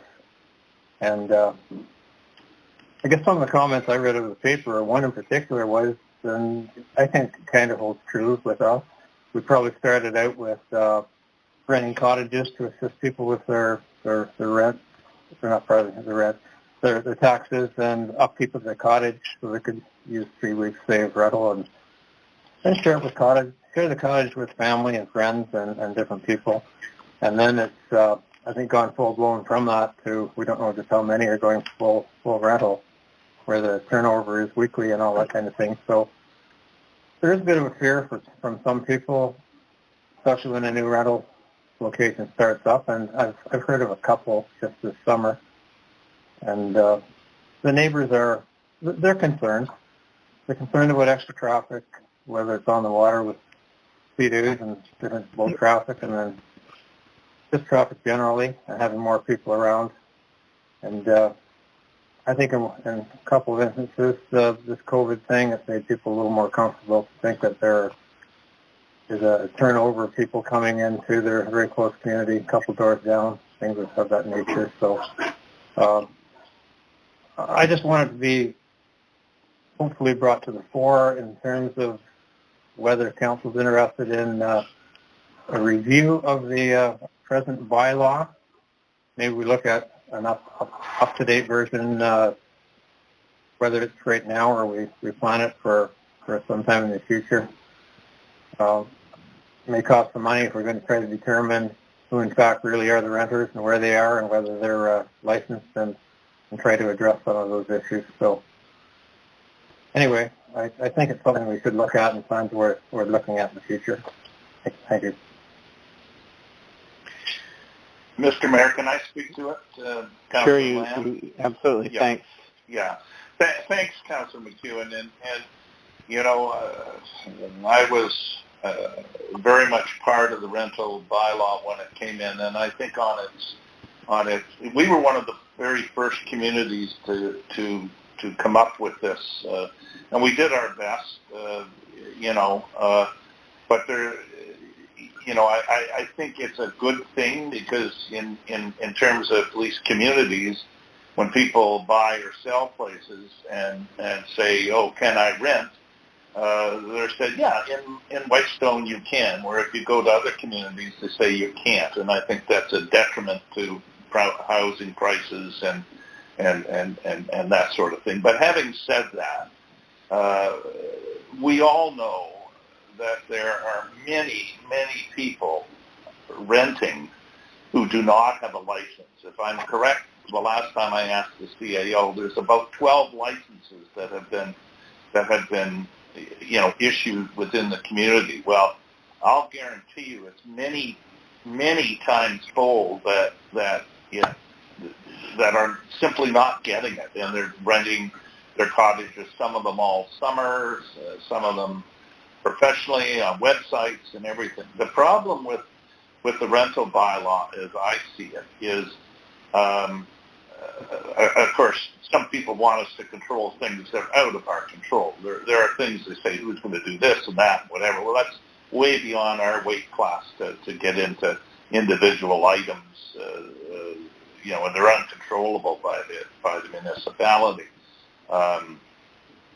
But it's very, very difficult to enforce our rental bylaw. And I spoke to this before. If you speak to bylaw officer, I'm not sure that it is enforceable because they get 2 or 3 weeks of you can give it out to your family, you can give it somewhere, and I guess technically that's a rental. And but it's free. So in order to catch someone, you've got to go. You've got to say to someone, "Are you renting?" No, I'm just here. I'm a friend of a friend. Well, or are you renting? Yes. Okay. Well, thank you. How long are you renting for? A month. Oh, good.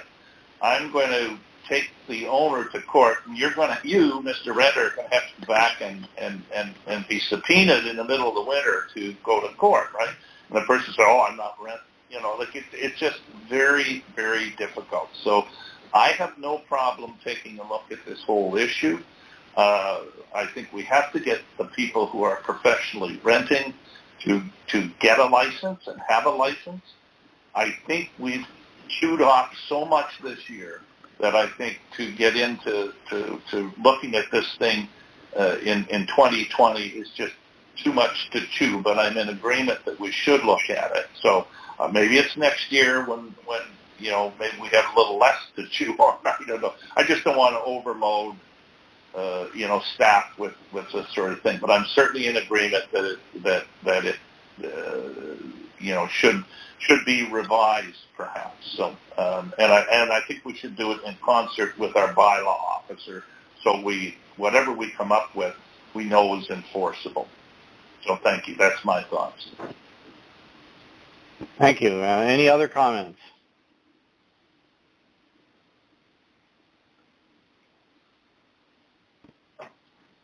Could Councillor McEwen, would you be content if we put this on our list of items on our to-do list and try to revisit it, either later this year or next year, depending on when we get time. Yeah, that really was the hope, just to get us thinking about it a bit, I guess. And I don't know if we want to involve staff in any way at this point in time, or, as Councillor Lamb said, we probably have enough on our plate momentarily with staffing and different things going on. Chicken wings. And construction and such. So, if we can plan it going into the end of this year and think of any little budget connections with it or whatever comes up going into next year. And we should also probably try to monitor if other municipalities are working on these, see what they're coming up with, and see if we can learn with anything from their, from their experience. It is an issue. It's a frustrating situation to have a bylaw that generally gets ignored, right? And I'm pretty sure that Councillor Lamb is right, that's the situation that we're in here, where we have a lot of out-and-out rental going on, and people are just they're just not, and I'm sure they know there's a requirement to have a license to do it, but I think they're just saying, "Oh, they can't convict me, so I'll just get away with it." Mm-hmm. But anyway, so there may be some information that we could collect, and it might be appropriate as we get towards the end of the season to get a report from our bylaw officer in terms of just what he's seen going on and or what they've seen. We actually have two bylaw officers. I don't know if Caitlin actually gets involved in any of these, but anyway. So there are a few things we could do to perhaps collect some information before we actually get to a discussion about it. Anyway, can we move on to something else right now? Okay. Yep. All right. Thank you. The next item is 13.4, and there is a resolution attached to it, and it's a very long one. But just to give you, a very, very brief introduction. There is an initiative to have and it's being referred to as the Muskoka Parry Sound Cooperative Broadband Initiative. And it was an attempt to bring together some of the different groups.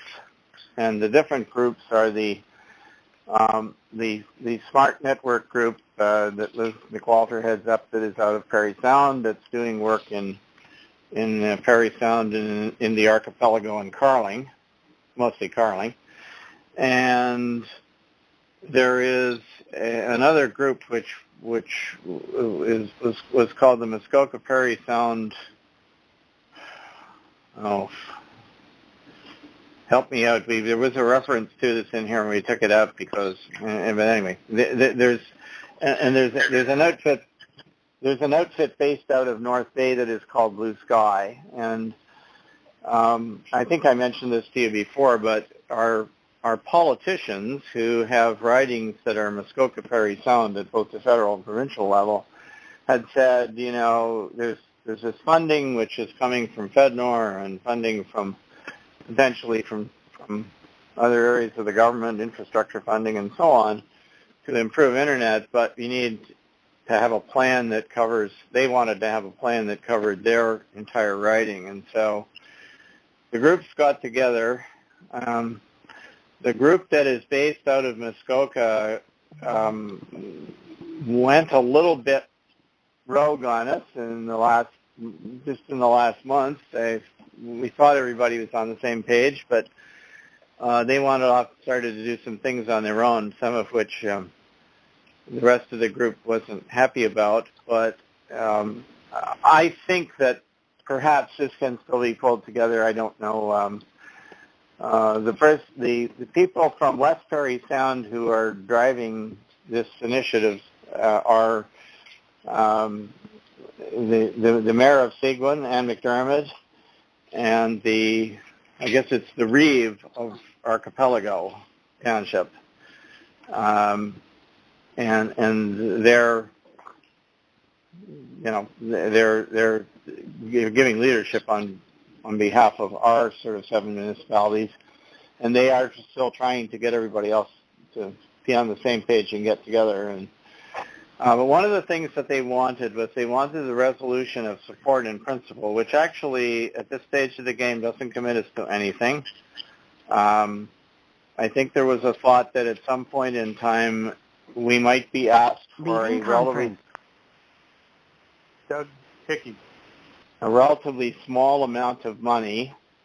A couple $1,000 perhaps as a contribution towards some consulting work that would go into the development of a plan. But the thought still is that there is FedNor money available, and that FedNor will fund the production of an actual plan. And the plan gets into details of, first of all, putting together all the documentation that says what are the various levels of unservice or underservice in the region, and what is the best sort of high-level plan to get better, an increased broadband access to the most number of people, and specifically, how do you deal with what's referred to in the telcos as the last mile? How do you get?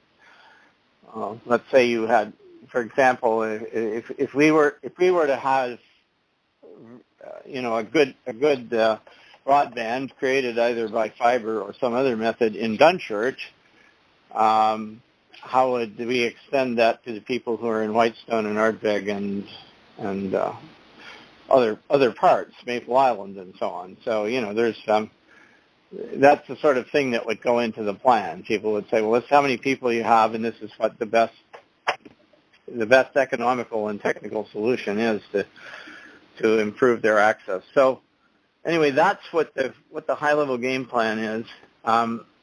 We're being asked if we would provide a resolution of support in principle. And so I'll read this to you and see if I can get a mover and seconder. Whereas the municipality of Whitestone understands the federal priority of ensuring broadband access to 95% of all homes by 2026 and 100% of homes in 2030, and the province of Ontario's priority of supporting infrastructure development projects through the recently announced Improving Connectivity in Ontario program. Whereas the municipality of Whitestone recognizes that there are homes and or businesses in the municipality that do not have access to affordable, reliable, and adequate broadband internet that meets national standard of at least 50 megabits per second download and 10 megabits per second says unload, it's upload.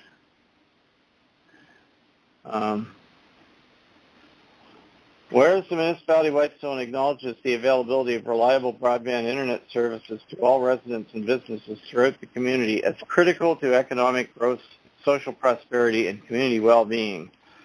And whereas the municipality of Whitestone acknowledges recent pressures imposed by the COVID-19 pandemic on local governments to advocate for improved broadband service availability and improvement to support functions such as working from home, e-learning from home, remote and virtual healthcare service delivery, and increased demand for in-home entertainment. And whereas the municipality of Whitestone is aware of the development of a Muskoka Parry Sound riding cooperative broadband initiative focusing on developing a model for a collective multi-regional strategy for creating and deploying broadband to all residents throughout both districts. And whereas the municipality of Whitestone recognizes that this initiative relies on the partnership efforts of all affected municipalities, the West Parry Sound Smart Community Network, Blue Sky, health agencies, schools, DSAB, economic development organizations, and other supportive partners and or agencies. Therefore, be it resolved that the municipality of Whitestone hereby declares their support in principle for the Muskoka Parry Sound Riding Cooperative Broadband Initiative to develop and implement a riding-wide strategy to ensure the availability of reliable broadband services to all residents within the Muskoka and Parry Sound districts. Further, the municipality of Whitestone wishes to be added to any communication lists for the initiative and to be kept informed of new developments and opportunities to provide support. So, I told you it was a long motion. That's the motion. Would someone like to move that and second that? You'll notice there's no dollar amount attached to it at this point. I'll make that motion. Councillor Gorman-Matthews, thank you. Seconded by? I'll second. Councillor Wood. Any discussion? Councillor Lamb, I really don't like the words opportunity to provide support because that's open-ended, but it doesn't bother me enough to it can stay in too. So I guess it doesn't say financial support, it just says support, right? Yeah, and it just says they're going to keep us informed of them. It doesn't mean that we're... Okay, thank you. Any other comments or questions? I don't know. I think this is fairly, it's kind of non-committal. Can I just ask if there's any opposition to the motion? I think we all want improved broadband, so. Defer. All right. I'm going to declare the motion carried, and we'll convey the support. That brings us to correspondence. I need a mover and seconder, whereas the Council of the Municipality of Whitestone has reviewed the correspondence items on page 4 of the August 4th, 2020 Council agenda. Now, therefore, be it resolved that Council does hereby receive the correspondence items for information with the following extracted for further discussion. What ones would you like to extract for further discussion? If any. None for me.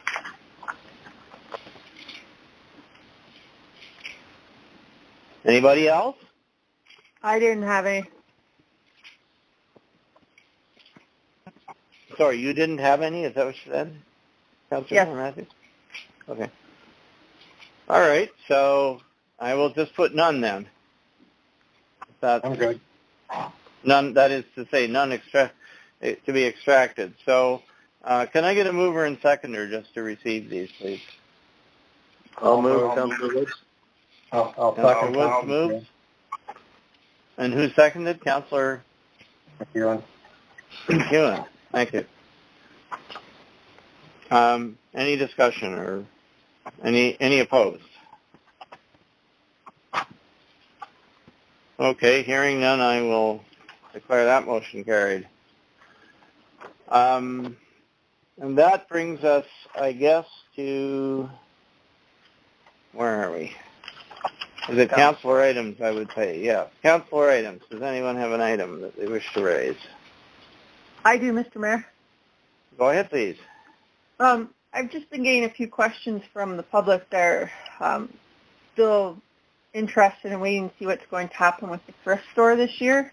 I think it's safe to say that we have no plans to open it for this season, but I just wanted to check what council thought. Maybe we could just make an announcement so that people stop wondering about it and just know that it's not feasible to do it this year safely. Or what everybody else's thoughts were on the situation at the thrift store. Okay, thank you for raising that. Do you have some report from the committee, Councillor Lamb, or some They haven't had a meeting since the spring meeting, and yeah. I don't think there's any intention of the thrift shop opening this year. So I agree with. I think staff could call Peggy Whale and confirm that, but I think once that's done, we could just put an announcement out that the thrift shop is not opening. They haven't been taking donations or anything like that, and I just don't think people are going to be prepared to open it this year. So we're already into August. So I would suggest we call Peggy Whale, confirm that, and then put if we need to put an announcement out or on our website or whatever, so people know. Okay. Is that, can we take that as kind of as direction then to just follow up, and if that's the case, let everybody know? I will take care of that, yes, Mr. Mayor. Thank you. Thank you. Yeah, it's too bad, really, but I don't know what else we could do, to be honest. Anything else under councillor items? Mr. Mayor, just a quick comment. Yes. We've certainly welcomed a lot of people here this summer. I'm sure those folks are so anxious to get away from their, especially a while back, the heat of the south and come up to the open spaces. I understand provincial parks are like 125% capacity type thing compared to like 100% in a lot of years. So, it's have to thank these people for their dedication and keeping positive about the whole thing and the efforts to keep spread out and wear their masks. And it's quite evident when you go into vicinity locations like in Prairie Sound or even inside the Duck Rock and different places. People are very attentive, so it's really appreciated by me. In addition to all the extra traffic and the extra people we have around, Dunchurch has been a busy-looking location with the library at sort of the middle here. And then the United Church took, just for people's information, advantage of time out to redo the front entrance, the doors and bell tower, and some very needed maintenance type work up there. So there has been activity around in spite of COVID and such, and very much so in terms of the populations and the traffic we've had up there. Just a comment. Thank you. Okay, thank you. Anything else? If we really go quick, we won't have to pass curfew.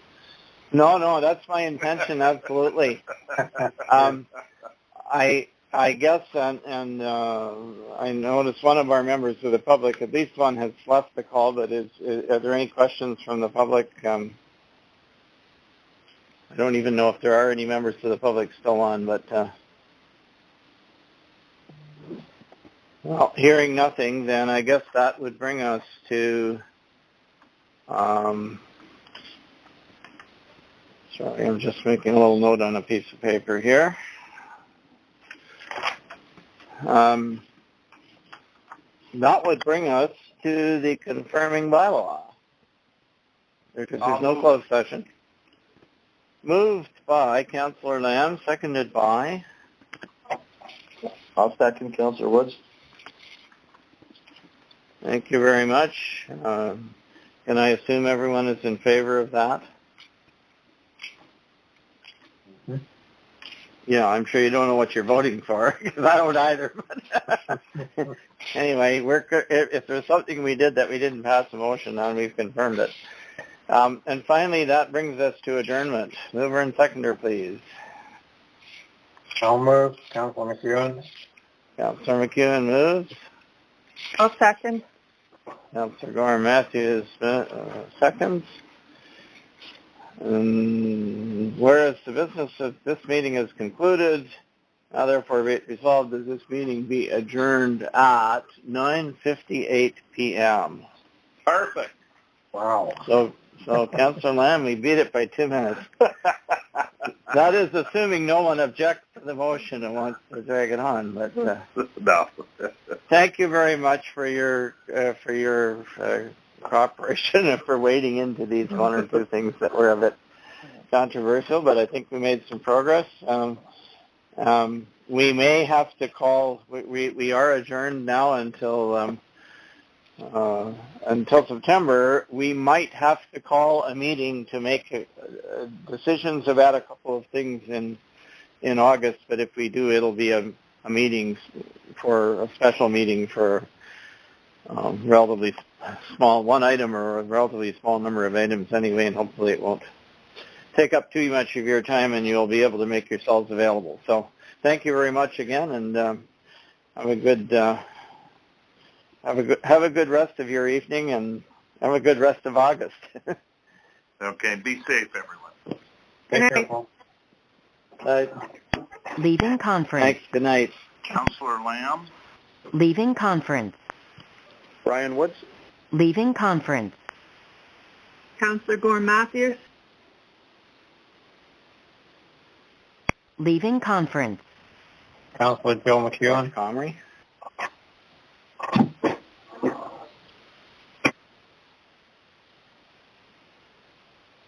Leaving conference. Joe McEwen. Leaving conference. Michelle Hendry.